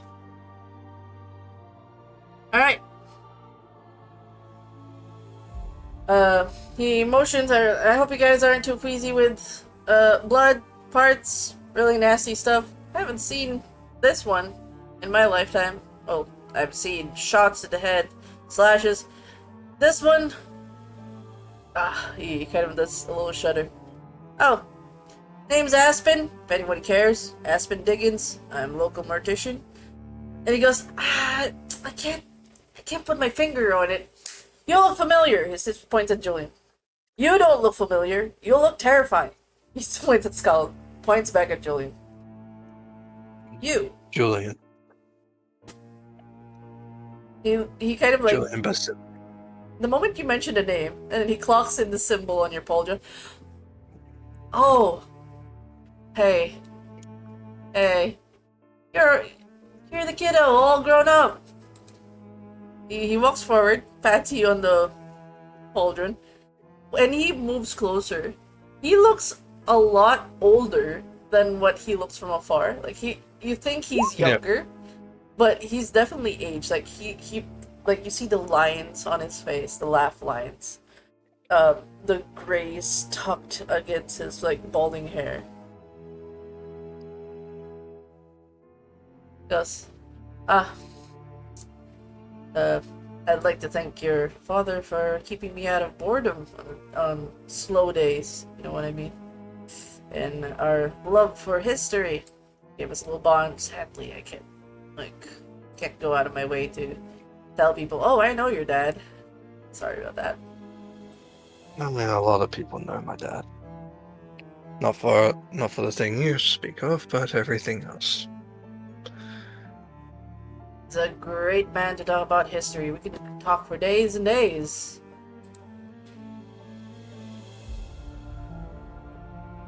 He kind of glances at Skald. Skald, you see the guy that you came into the ship with, the one who threatened a raid with an arrow in his head. A crossbow bolt. Yeah. Yeah, you just see him like he's dead. Oh, that's where he went dead. He goes, right. If I'm guessing the questions involve the murders with some of the villagers and those in the caravans, right? And he kind of just motions in the stables as you go in. There's like the indoor place where the stable hand or those who are taking care of the horses would have their quarters, kitchen, and whatnot. This is where he's made it a makeshift morgue. There's like a table with all the bodies. There's tarp over it. It smells a lot of ammonia. It's definitely a place where there's been substances to like clean the dead. You see parts of barrels that are filled to the brim with old blood. Another barrel filled to the brim with guts. And he goes, he kind of washes his hand a bit with one of the barrels of water, and he goes, alright, you can ask the questions while I start stitching, unless you know how to stitch a body. He looks at Skull. Do you know how to stitch a body? Skull tilts his head, looks up, and he points his short sight to the corpses. Are there like piles of corpses he can investigate? You can tell this area is really full. There's 4 bodies. Not including the guy outside who's still dead. So that's 5 bodies. There's 4. I would like to investigate the 4 bodies. Ooh. Okay. I'd say you can investigate the first 2. So that will be your first investigation roll. Okay. Investigation roll. Investigation. Ooh.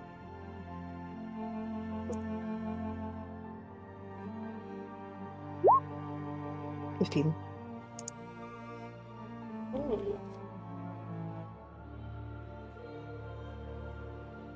So, you go to the nearest table. You kind of pull away at the tarp or the cloth. And this is one of the bodies that have been stitched already.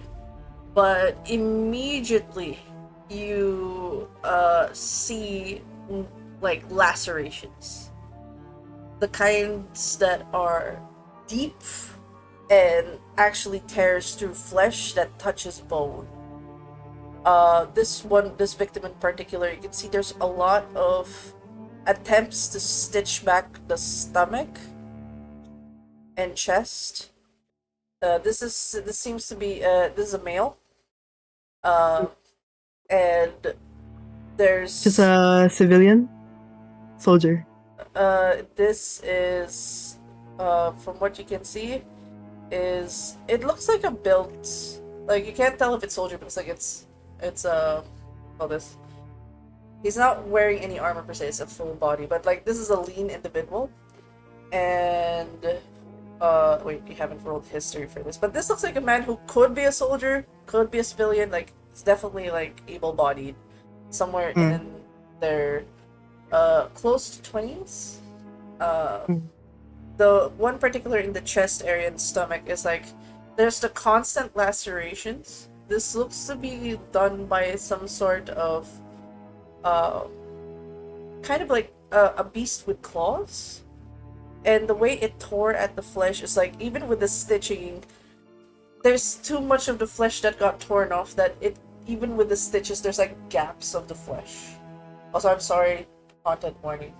Should probably put content warning. Body and gore. Just so that people might go, oh my god, you're describing shit. Yeah, because this is Crisp STRAHD. Alright, so with the bodies that's been kind of the gaps in between, like no medical professional would be able to put this person whole. There's definitely a lot of chunks of flesh that got ripped off. The way the attacks are, immediately clock, this is done by some beast with claws. But the kind of claws that would be bigger than the size of normal human hands. This is definitely a monstrosity. Not only that, there are puncture wounds from what looks to be fangs ripping at the shoulder where the deltoid is that actually tore through the clavicle. So that's when the first body. So the way they were attacked, they were jumped, their body was clawed in the chest, and they were bitten off. Death was definitely from profuse bleeding from their torso. You look over to the next one. This one, they got their body is it's belly flat, their back up. Same digging marks, but this time there seems to be more bites.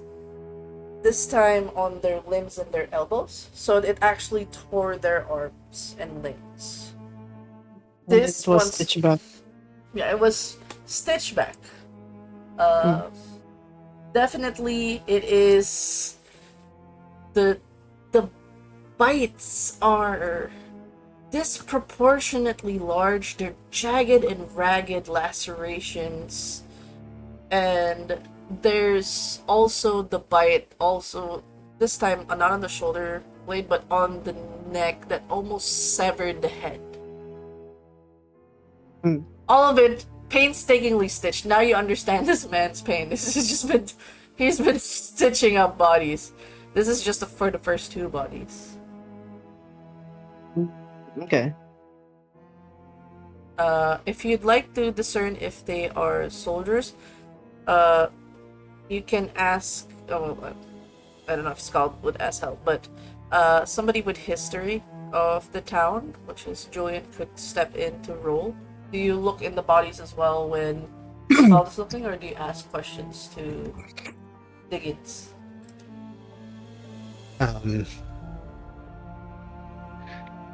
his question, when it's like if we know how to stitch, Julian's gonna say, I don't know how to stitch, but I can just help hold things. But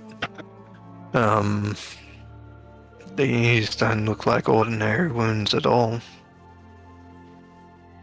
No, not at all.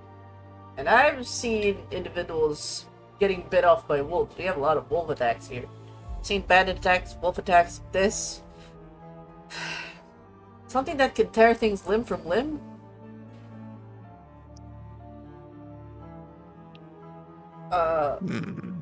It's Would you assume a bear or anything like that? not even a bear. Even a bear that aggressive, paws wouldn't. I mean, I guess they would go for the throat as well, the chest. But to go out of their way to rip off limbs. He points at where Skull's looking at, the one with the ripped limbs. That one was on patrol. The other one was a farmhand. He points at the other two. These came from the caravan. Convoys.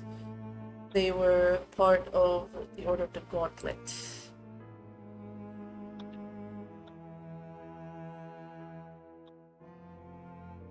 Order of the Gauntlet is kind of like a prestigious, like a soldier faction as well.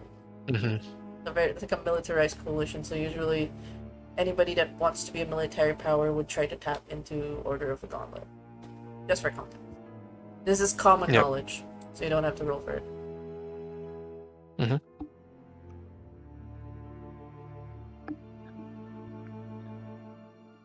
Scald, would you like to roll the other two bodies? Just you can roll ahead.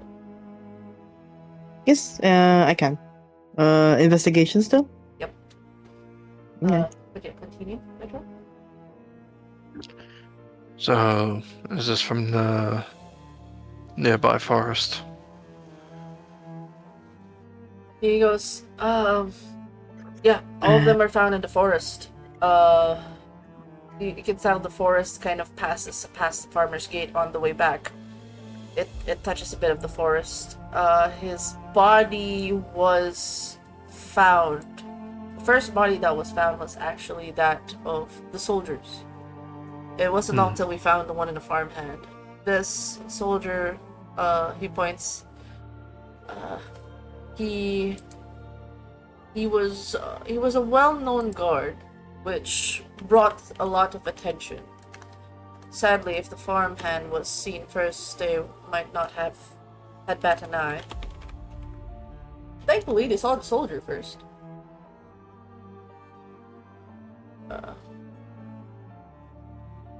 He goes, he points out the name of the soldier.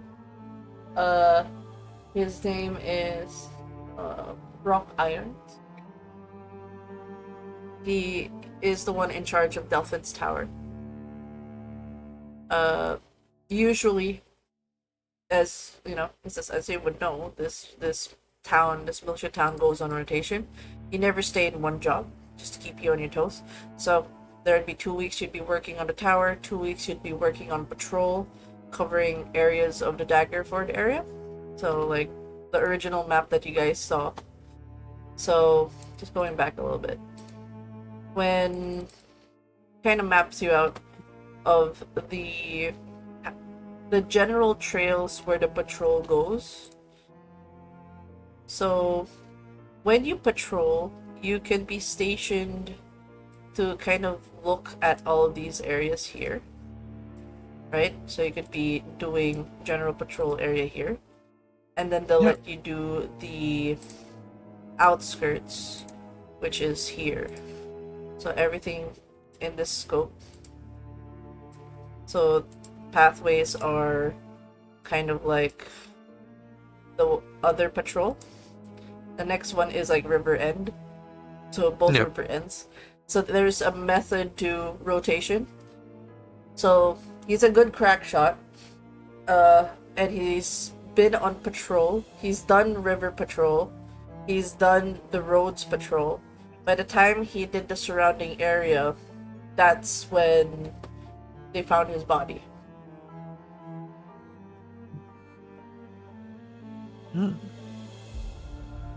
Guy. Oh, sorry, wrong one. Found by one of the associates. So Irons was actually found by Flint. Just another guard. And these bodies, were they found like during the day or during the night? It was during the day, by dawnbreak. And this is for in common with all the other bodies. The last two bodies, he points at the two others, given the high alert caused by rock irons and the farmhand. Uh, so the farmhand is, his name is. Don't worry, I'm gonna give you guys names.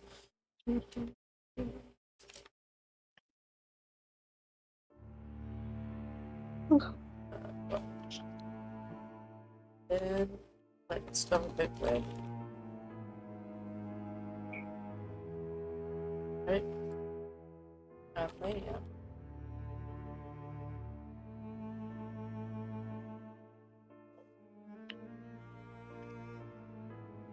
Silas is the other man that was discovered when they found. So basically, Rock Irons was first, but the actual first victim is Silas. So his body was discovered after the fact. He decayed a little bit. The next two bodies was a man named Broadacre from Order of the Gauntlet, and Hedgeman. So those other two were from Order of the Gauntlet that were traveling. They were making their way not through the caravan gate, but they're moving from the farm's gate. So a lot of the murders have been happening, particularly in this area. All the bodies are found here. And the tower, Delphin's Tower, has been on high alert since. There has been like no one's allowed to travel in the night. No one accepts caravans, as is custom, just for safety measures. But unfortunately, they can't inform that to the outside. That's why they did a call to aid after a time. Because the people coming in don't know that. So the two individuals unfortunately met their end.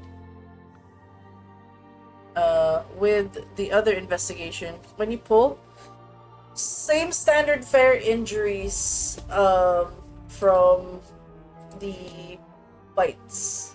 Still the same deep scarring wounds and puncture wounds that, otherwise the kind of bites that would be a bit more bigger than that of a normal wolf or beastkin.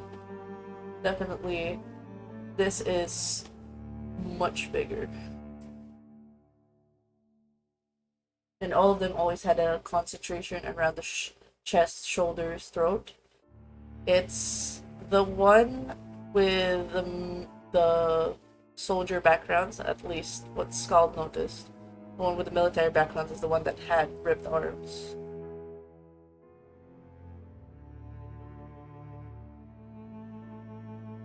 There's also some dislocated joints from possibly being thrown. That's about it.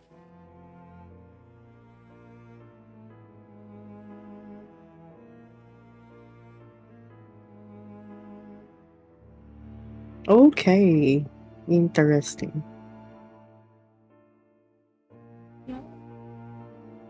With those bodies investigated, the one that is not finished are the two Order of Gauntlets, because they are finished. they just got here, so they're still being stitched up. So if you guys want to help, you can roll for a medicine roll to help with the stitching. Or you can wait till he finishes and you can help bury the dead, which is going to be a while. Because this takes hours. Okay. Try and give a hand with medicine, but as I said, doesn't know how to stitch, so it might just make things worse. So, Twine! Just like treat it like pork.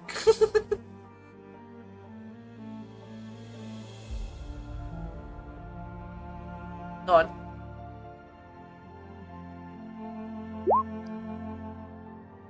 The man. Are you okay? Oh wow, Julian, amazing. Despite your lack of background. he's just watching how he does it, and that's just like, okay. Does Scald help in any of the processes, like lifting the bodies? Do you try to bring the fresh body in, or do you just kind of wait to the side? I can just wait to the side. As, you know, the man waits patiently as, thanks to two people, not one guy, but two people working on the bodies, it gets to about a couple of hours. Around this time, Ricaria and Kenthrax can try to go to the local gravedigger, because that's one of the areas that were pointed out, if you'd like. Because you notice, like, they kind of took so long. We met the other guys being weird and assuming you guys... do you guys head first to the local gravedigger, or do you give your report to Longhand? This is for Kenthrax and Ricaria.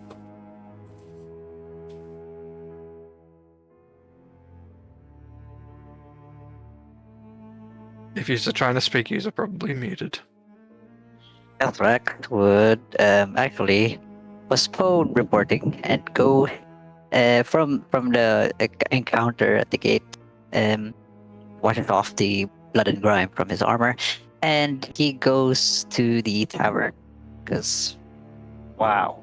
Anyway, yeah, he goes for the tavern instead. Alright. What about... Doesn't go for the graveyard or the porting. So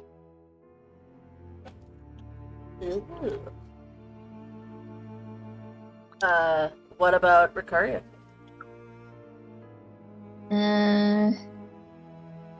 What are my choices? Tavern or gravedigger? Could I still go? Aren't they already done there? Theirs are taking hours. They're stitching bodies. So, I go to the gravedigger. Go to the gravedigger. like, what's taking so long? You kind of like march, like, why are they taking so long? I would never yell. No yelling. This character doesn't do yelling. I wonder what's taking so long. And then I wonder what's taking so long. you go in, and the smell of death, ammonia. I'm used to it. It's like, it smells like the lab. You go in. Yeah, it's just like the lab. It's surprisingly, while not enough chemicals as the ones in your lab, this is your standard fare. Like, you see the guy first with the barbed wire outside. He's standing beside the fresh corpse that has a crossbolt on his head. Still there, still not admitted in the area. Oh, good heavens! He's he's in the horse stables, just like waiting for his turn. And this. Can I help him? Sir, you look like you need help. You've got a thing on. You got a thing on your head. You've got a thing in your head. I don't know if you noticed. Does it move? Conversing to Scald. Like, no, are you talking to the corpse, or are you talking to Skull? Yeah. It's who's the thing with the thing in his head? Oh, it's a dead corpse. It's a guy who Dead got corpse. he got shot. What? in the I head. thought he was waiting for help, brother. I know he is. To the... He's waiting to be dealt with because there's 4 bodies being prepped right now. There's only one guy. Okay. Alright, let's go talk to Aspen Diggins. Yeah, you kind of like pass by the man in the barbed wire face, and then walks in. You see the noble from earlier just stitching up what looks to be a body with another guy. It's like, oh, you're actually doing a pretty good job. You just need to align these certain parts, and just has to look at. Oh, hey, are you here to help as well? Man, we should get more hands to help out in these trying times. Yeah, definitely. Yeah, I'm here if you need help. Yeah. Yes. Right. So sooner we get these buried. Fortunate victims. You can have your own medicine roll or investigation to add on to what is seen in the bodies. Oh, nice. You've noticed in like immediately your nerd brain goes, oh my god, the wound profiles, they're not standard animal bites. Like usually you clocked in on it. Like you kind of sniff you take a sniff of these bodies, they're like they haven't been ammonianized yet, at least the two fresh ones. There's a smell of wet animal fur, fresh blood, and there seems to the wound sites at least have this unnatural swelling and the refusal for the blood to clot properly, despite the bites. Like usually, bites should clot, you know, as with most bodies. This one, the blood continues to flow. You. Has this? Can I ask the gravedigger? Like, has this been happening to for all the dead bodies that you've been getting? But what's been happening? That they all show up kind of like this? Oh yeah, worse. Like, You should see the yeah, other like guy. worse. Even yeah. When did it start? A week ago. 4 bodies in a week. Terrifying. Do you know why? Beats me. I'm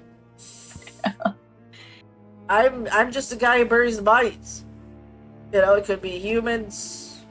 Are these mostly soldiers or are they like everyone? Doesn't matter. Oh, he points at oh, that guy? So this was the one that was first discovered. Rock Irons. He's a well-known guard here. He used to get a couple of drinks with him. But the first victim was actually Silas. He's a farmhand. But he Silas did. have family. Yeah. They're aware. It's just. The thing is, the farmhands here. They spend at least every 3 weeks to help with the patrol. As you know, Daggerford kind of works in a system where everyone can be a soldier. Every able-bodied individual, men, women. So, I'm sure Silas probably had a stint being one of the patrol guards at some point. So, technically, everyone in town is a soldier, if you think about it. Except me. Even the children? They have to be like 16 to do their first rounds. Horrible. Hey, that's how the town has been working for years. I had my stint, but I just offer to work at the port. I just generally don't like patrolling duties. Try to stick around the river. It's much more fun that way. I did see a lot of like darkening skin around the bite marks. And weirdly enough, I've known Silas. He's pretty young. He's a young lad. He doesn't grow much hair, but now he kind of points at the chest hair. Look at that! Look at that chest hair! Oh, Look at that chest hair! okay. What is it? You never knew he had chest hair? He seemed like a clean boy. He didn't have much hair on his face. He was a baby boy. Maybe puberty finally hit him, you know? In death? I mean, his hair is still growing that fast? He's been dead. That's strange. Is the hair still growing? Yep, I just shaved that. Last night. It looks like it hasn't been shaved. He's dead. That's concerning, isn't it? Wait, he hasn't out of character. He hasn't buried him yet. Isn't he like victim number 1? Why isn't he buried? He's just been digging the holes, and this is where he kind of goes. Do you ask that question in character? Also in character. Wait, he's supposed to be dead? I mean, he's supposed to be buried. He was the first one to die. Why is he still here?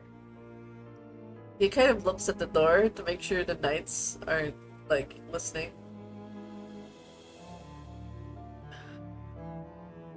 Duchess Morwen thinks this is something of a supernatural. She doesn't want to curse the land with the bodies, which I'm put in a conundrum with. She's still deciding, trying to get people to figure out if the bodies can be buried or we have to burn them. The folks in the church are still discerning if there's some sort of curse on these individuals. So they're not buried just yet. I think it's strange. You should let the dead stay dead, let them get buried. I agree. The Duchess is a bit more of a superstitious one. So you just leave them here, even though you're digging holes for them, but you I've can't put dug them some in holes. It's just, yeah, and she still has to show. We can't bury just yet because there'll be some representatives of the Order of the Gauntlet to check for their lost ones. But yeah, it's definitely the supernatural. That's why she's not too keen, which is very strange. But don't say it. Don't tell I said anything. I won't. She kind of like scribbles into a book.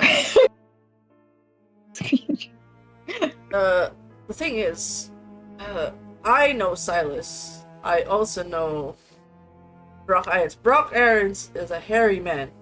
So Whoa! Brock Irons, the first body that got discovered, the guard. Oh, he's the first guard who died. Yeah. Silas is the first victim to die. Yeah. Okay. The only reason why they found out Silas was because they found Brock. It's like, oh, there's another body. We don't care about the farmer. We care about Soda. Them. Alright. So, Aspen just goes, the thing is, Brock Irons, he's a hairy man, so Does he have no hair? No, he has a lot of hair. He's a hairy Oh, no, man. he's got more hair. Yeah, it's just so, I didn't think much of it. But Silas, he's a young man. How about he's human me a little bit, right? How about we shave Brock Irons and we see if his hair grows back? He goes, yeah, I actually did that out of curiosity. Did it? And it grew. It's not supposed to grow that fast. It's been a week. They grow in a day. That's interesting. That's interesting.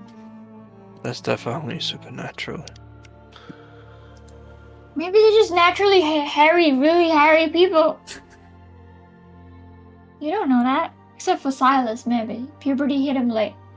But Maybe. even after death, hair only is only meant to grow a very small amount afterwards. Kind of like your nails. You know, when you die, it doesn't stop growing, you know? Yep. Anyways. He goes, I appreciate you helping me stitch up the bodies, and I'm glad I'm not the only one who thinks it's weird that they're growing hair and they're not getting buried. But Is there any other thing that's out of the ordinary that you've noticed with these bodies that would be possibly important to note?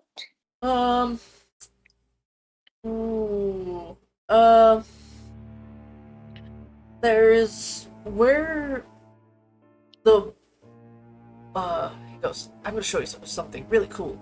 I hope you're not easy. He moves over to where She like quietly follows him in the back, just like yes.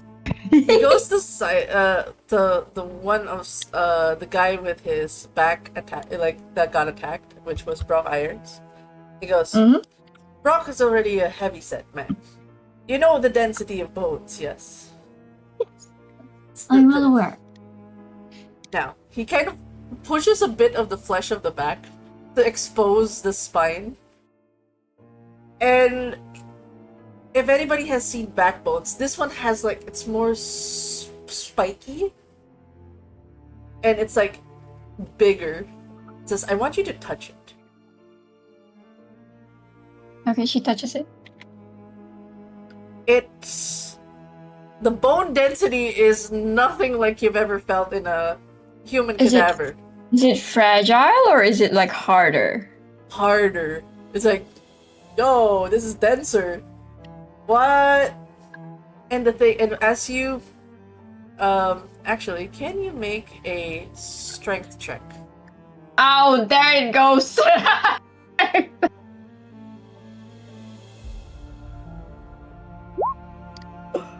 Oh, you're actually strong.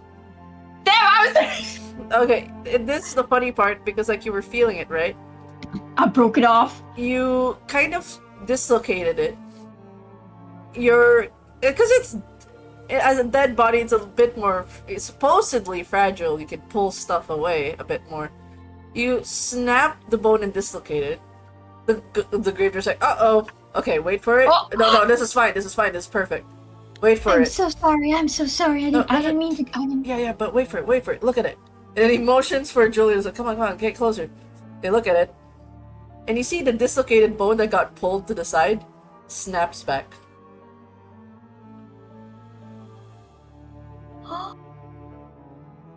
Interesting.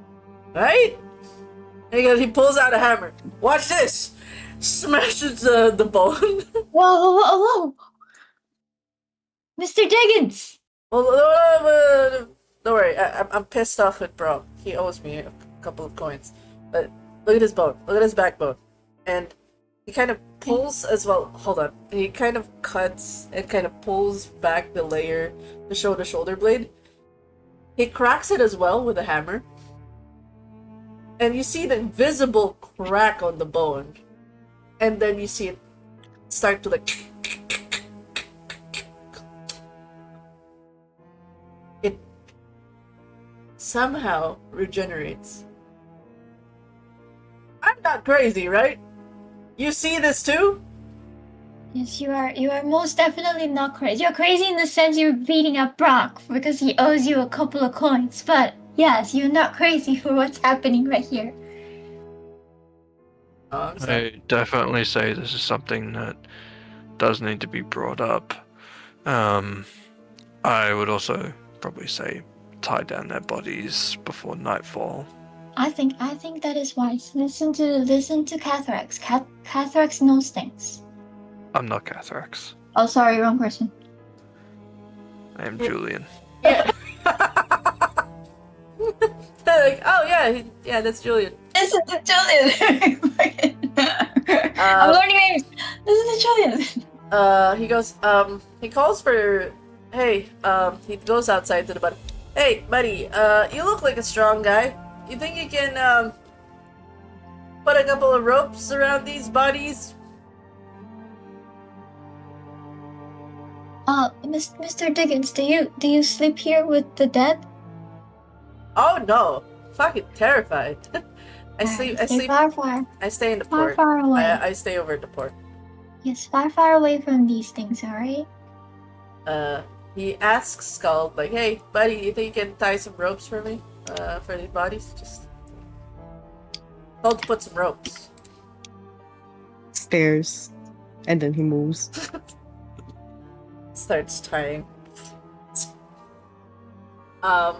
He does say though, oh, and I mean, this guy, he just got killed today. He's not part of the victims. He goes, I'm hoping, like, there's not more. But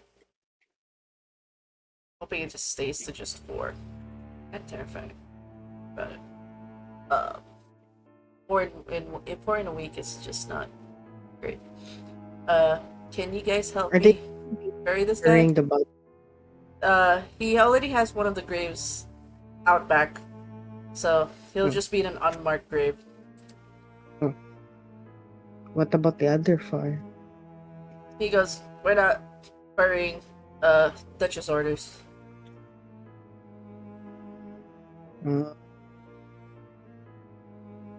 Okay.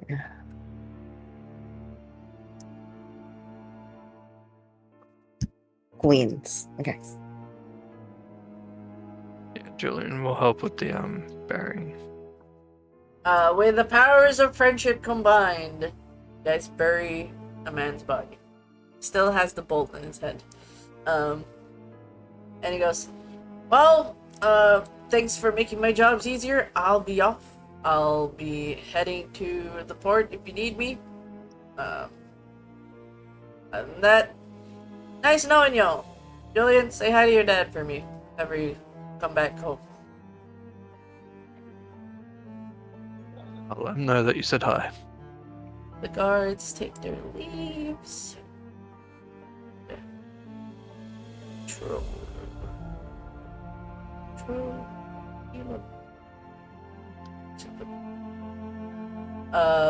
That goes back to the final scene in the tavern. I need Pi to roll me survival for cooking. Oh boy.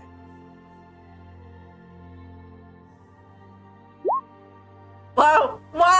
So, actually, explain how you started cooking. Did you just literally walk up to the kitchens, did a ratatouille where you smelled the soup and it was like, and started throwing mushrooms in it? Like, how did you start cooking? Oh no, I meant like cooking as in a story cook, like Lord. Oh, I thought literal cooking. Too bad. Oh yeah, no. But you know. Maybe you should do both. Maybe do both. ¿Por qué no, Gusto? How about we do both? Do both. You just literally walk up to the kitchen, pass by a soup. Oh, it smells horrible. Could use some mushrooms. Starts throwing your own mushrooms there, and start stirring it, and start sipping. And then there's a guy that walks in, and then it's the owner. Like, what are you doing in my kitchen? You know what? Yeah, we can have that, sure. Well, okay, in character. Well, I smelled the soup and it wasn't really. How to say this? I figured it would do with a little bit more flavor. Okay, and I point to the pot of soup and I was like, "Here, have a taste." And I offer a spoonful. the guy kind of like concerned. He sniffs the soup. He's kind of surprised because the smell of whatever it was is gone. He takes a sip and he goes, "Damn, what did you put in there? Damn, it's actually kind of good." That's a trade secret. If you want to know, well, you gotta pay me. I like you, but not that much. That's fair. No, Now, the reason I came here before I got distracted by your soup was I wanted to know a little bit more about the stories. Have you heard anything about like what's happening lately? oh, I've been a bit out of the loop since I've been and it let's just say I've been living off the grid for quite a bit, a few days. oh, I need you to roll for insight for this guy real quick. Oh boy! All right.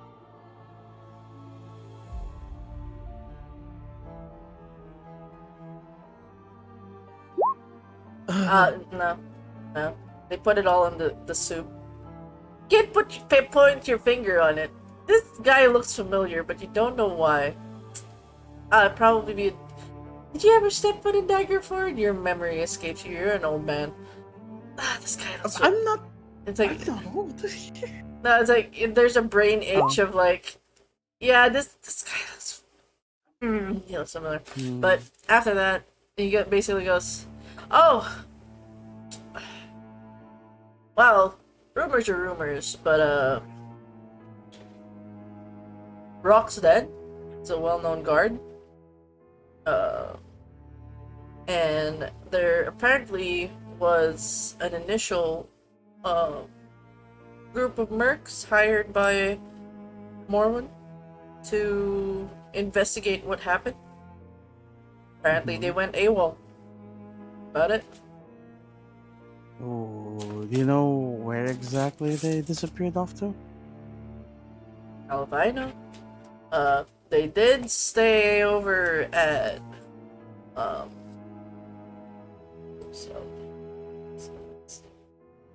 they didn't stay here much. They preferred the other inn.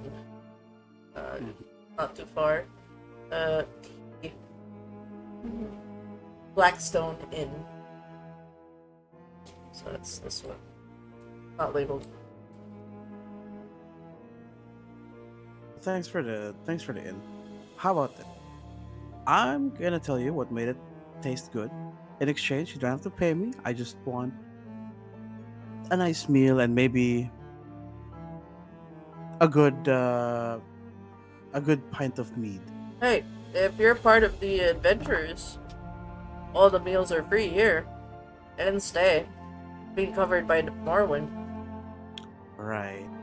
Uh, do you have like a flyer or something for that? Because I really need to catch up to speed on He a few goes. details about that. He points at the community board. Mhm. A couple of the guards came up with it. Basically, um, Daggerford calls for aid. Generally, it just says looking for sellswords, investigators, experts on monster hunting. Mm. Reward 1,000 gold. That's a lot. Usual quests are 50 gold. Now, I thank him and I, grab a bite and drink. As I eat, I would also like to, if how many people are here? Like, how many patrons are currently here in the tavern? You take a glance. Most people are working people, so this early, no one's gonna be around, save for one guy who's smoking like a chimney at the back. Mhm.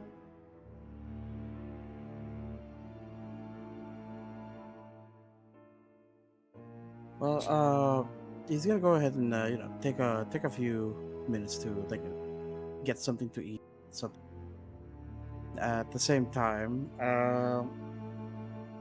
he tries to listen. Can I listen in on conversation if there's any happening around? Oh, Try to eavesdrop. it's just one guy. No, there's the guy smoking like a chimney and the people who came in from your caravan, so you can do a perception roll. Okay.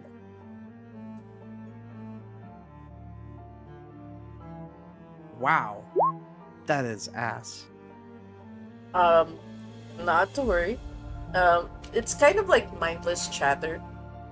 The people that came in are blissfully unaware of what's happening in the town. They're talking about what trades are they going to be making in the next route, um, wondering if they have enough rations for the trip. They're talking more business. You realize people from the outside are not aware of what's going on here. It's a best kept secret. Okay. And just as that happens, Cathrax goes in the tavern, just like for continuity purposes. And Cathrax starts eating soup, which really tastes good. You're enjoying the soup. Hmm. Like, My next order of business, I really wanna tie this in. I asked a question to the DM, is there a way for me to tie this into me looking for my That's what I'm lost on. your master got lost for a while, right? He is still missing. And I was hoping to ask if like we can cook in the sense that is it related to what's happening in Dagger? Is your master the type that would help? Um, Actually, that's not a question I should ask. Can you describe to him what he looks like? Try to ask the tavern owner if he's seen it. Okay. So uh okay, after I eat then, or while eating, I suppose, I would ask the tavern master or the barkeep, whoever's there at the moment, if they've seen I would say medium height man Yeah. with lanky stature, long grayish beard with a bit of a messy but not too long hair. Oh, it's also gray. He would have not the exact same sort of like he would have like a cloak that is like adorned with, it's got a prettier pattern of like different colors of leaves and flowers. Uh, but it doesn't also look how is it? It looks more handcrafted in a way that it's very high quality craftsmanship.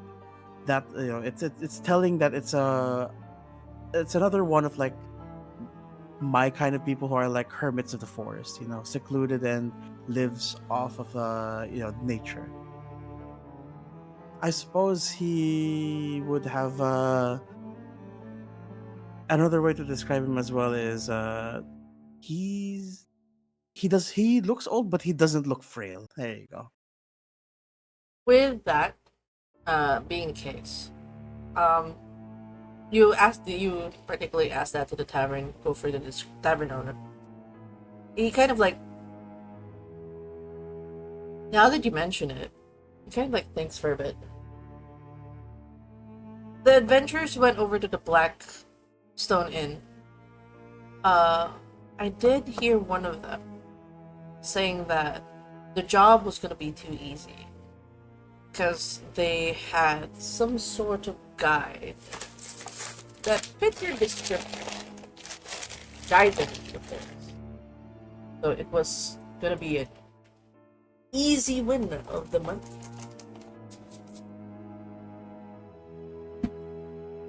The reason why I heard about it is because it's a bit of a gambling spot over at the Blackstone Inn. They were using the money given up front by Morwen, gambled stuff away. And they saw to it that they weren't gonna give that old man some money, which did feel right for me. It's part and parcel of the reason why I didn't stay in my tavern.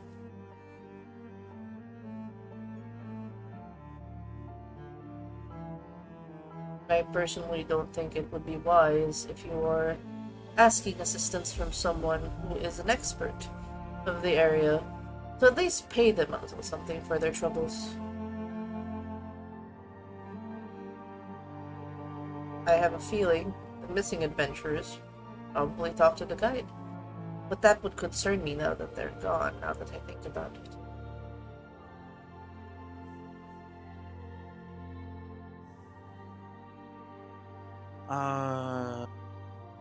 If I thinks a little bit more, and he thinks to himself that it there is a chance it could be him, as he is privy to the ways of the forest and being able to navigate it.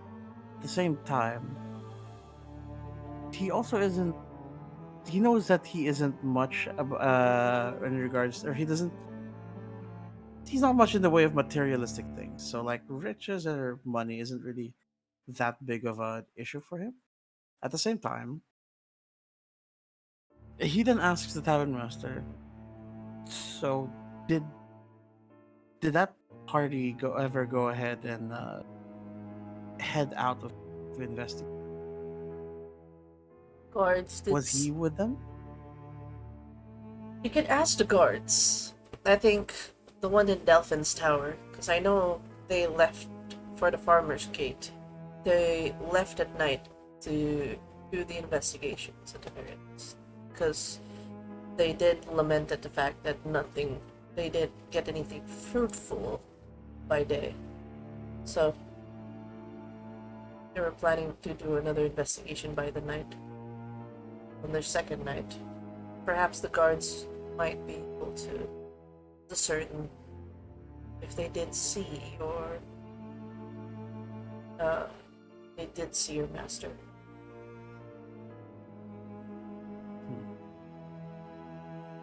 I see. So- Thank you for the information. Thank you for the. If you don't mind me, we'll be on my way. Oh, and here, thank you.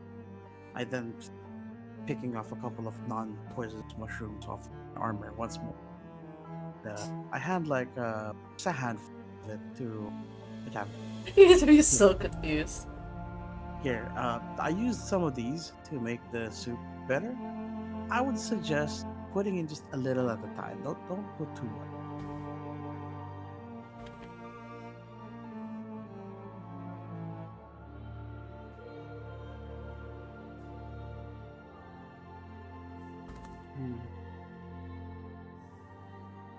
He goes, as you kind of give the mushroom and try to step away, and I would say because Cathrax is typical self, he did hear the conversation happening. And Cathrax did pick up on the fact that the man who was smoking had his eye on you the whole time.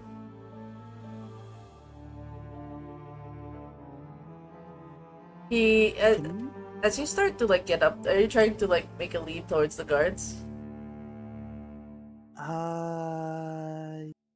Yes. He goes, I'm gonna head to the Delphi.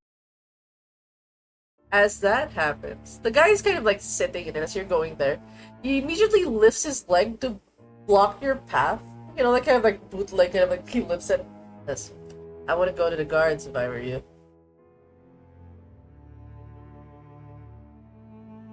Are?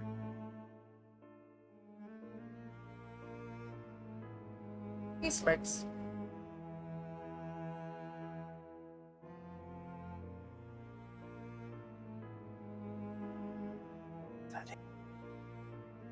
Okay.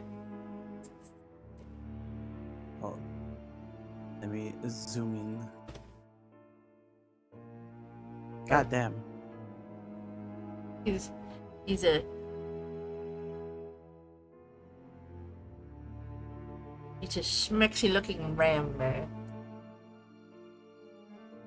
Smexy looking goat. Yeah.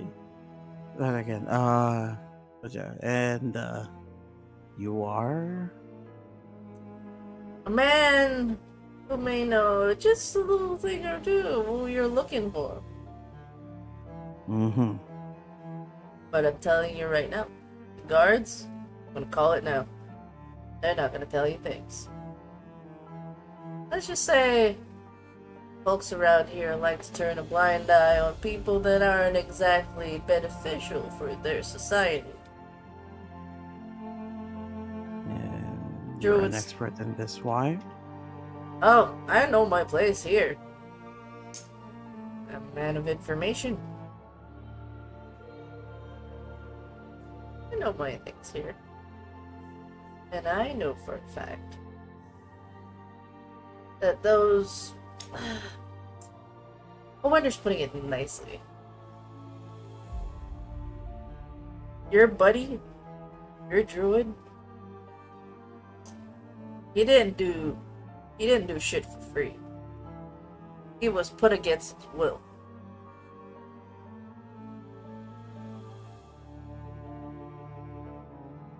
The guards would have probably seen him being dragged out.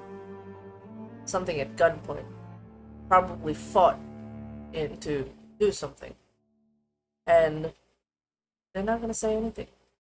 Frankly, they don't give a crap. About you, about me, or anyone that isn't a soldier. They care about merchants, they only care about the mercs, the ones who can deal with a sword, the one who can fight.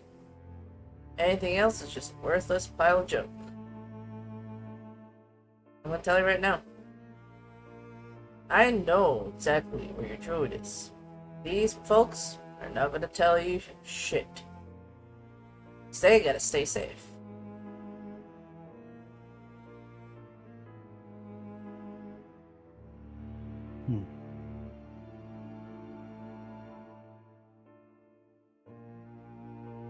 Well, It's still something, even if they won't tell me anything.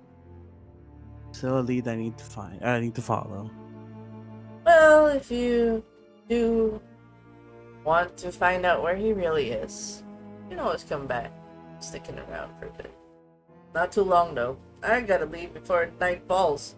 You know how it is out here now. Ain't safe.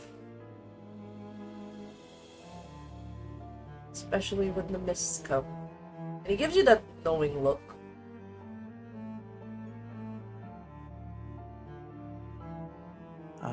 Do you see that he's about, or was it Fi's about to like walk out until he mentions the mist, which stops him dead in his tracks.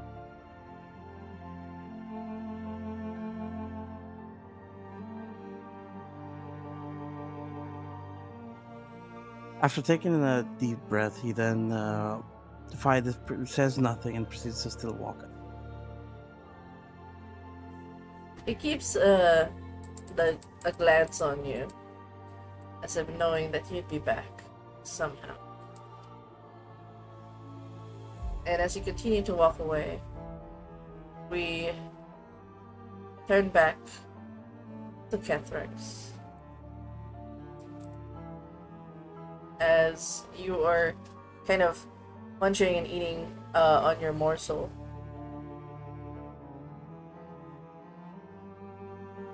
you see, at least as that kind of pause, because like you were listening to the whole thing, you notice that your friend, the druid that you met in that misty night, seemed to have reacted to the man's words. That pause. You're not sure why, but he did pause.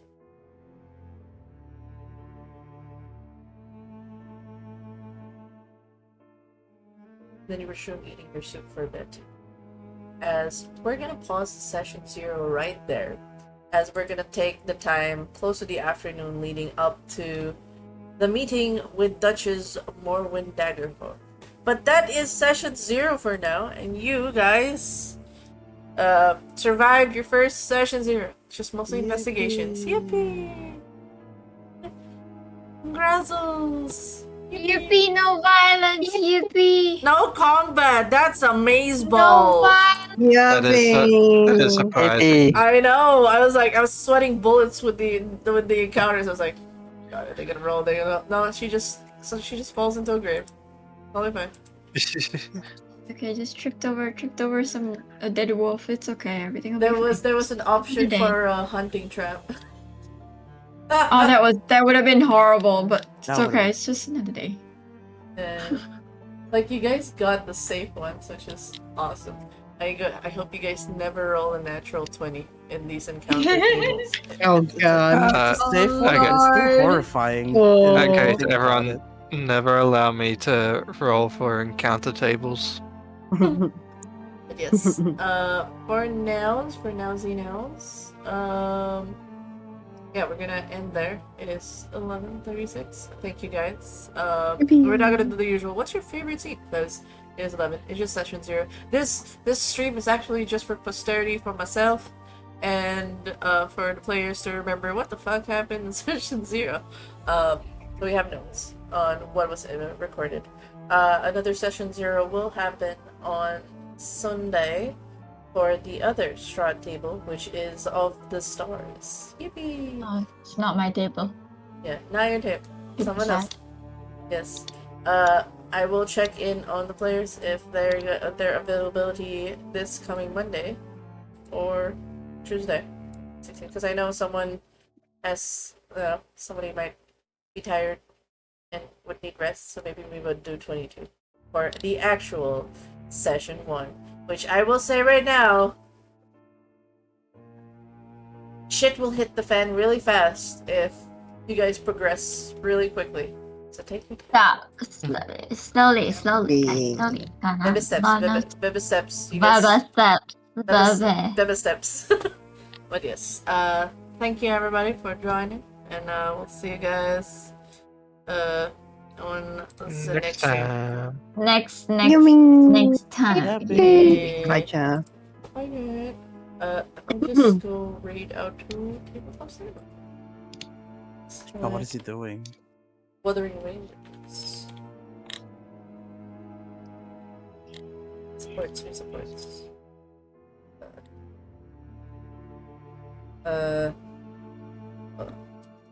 Earth of STRAHD gang. Survive. Session 0. That's gonna be my message. Yippee. Yippee. Yeah, and right. Yappy.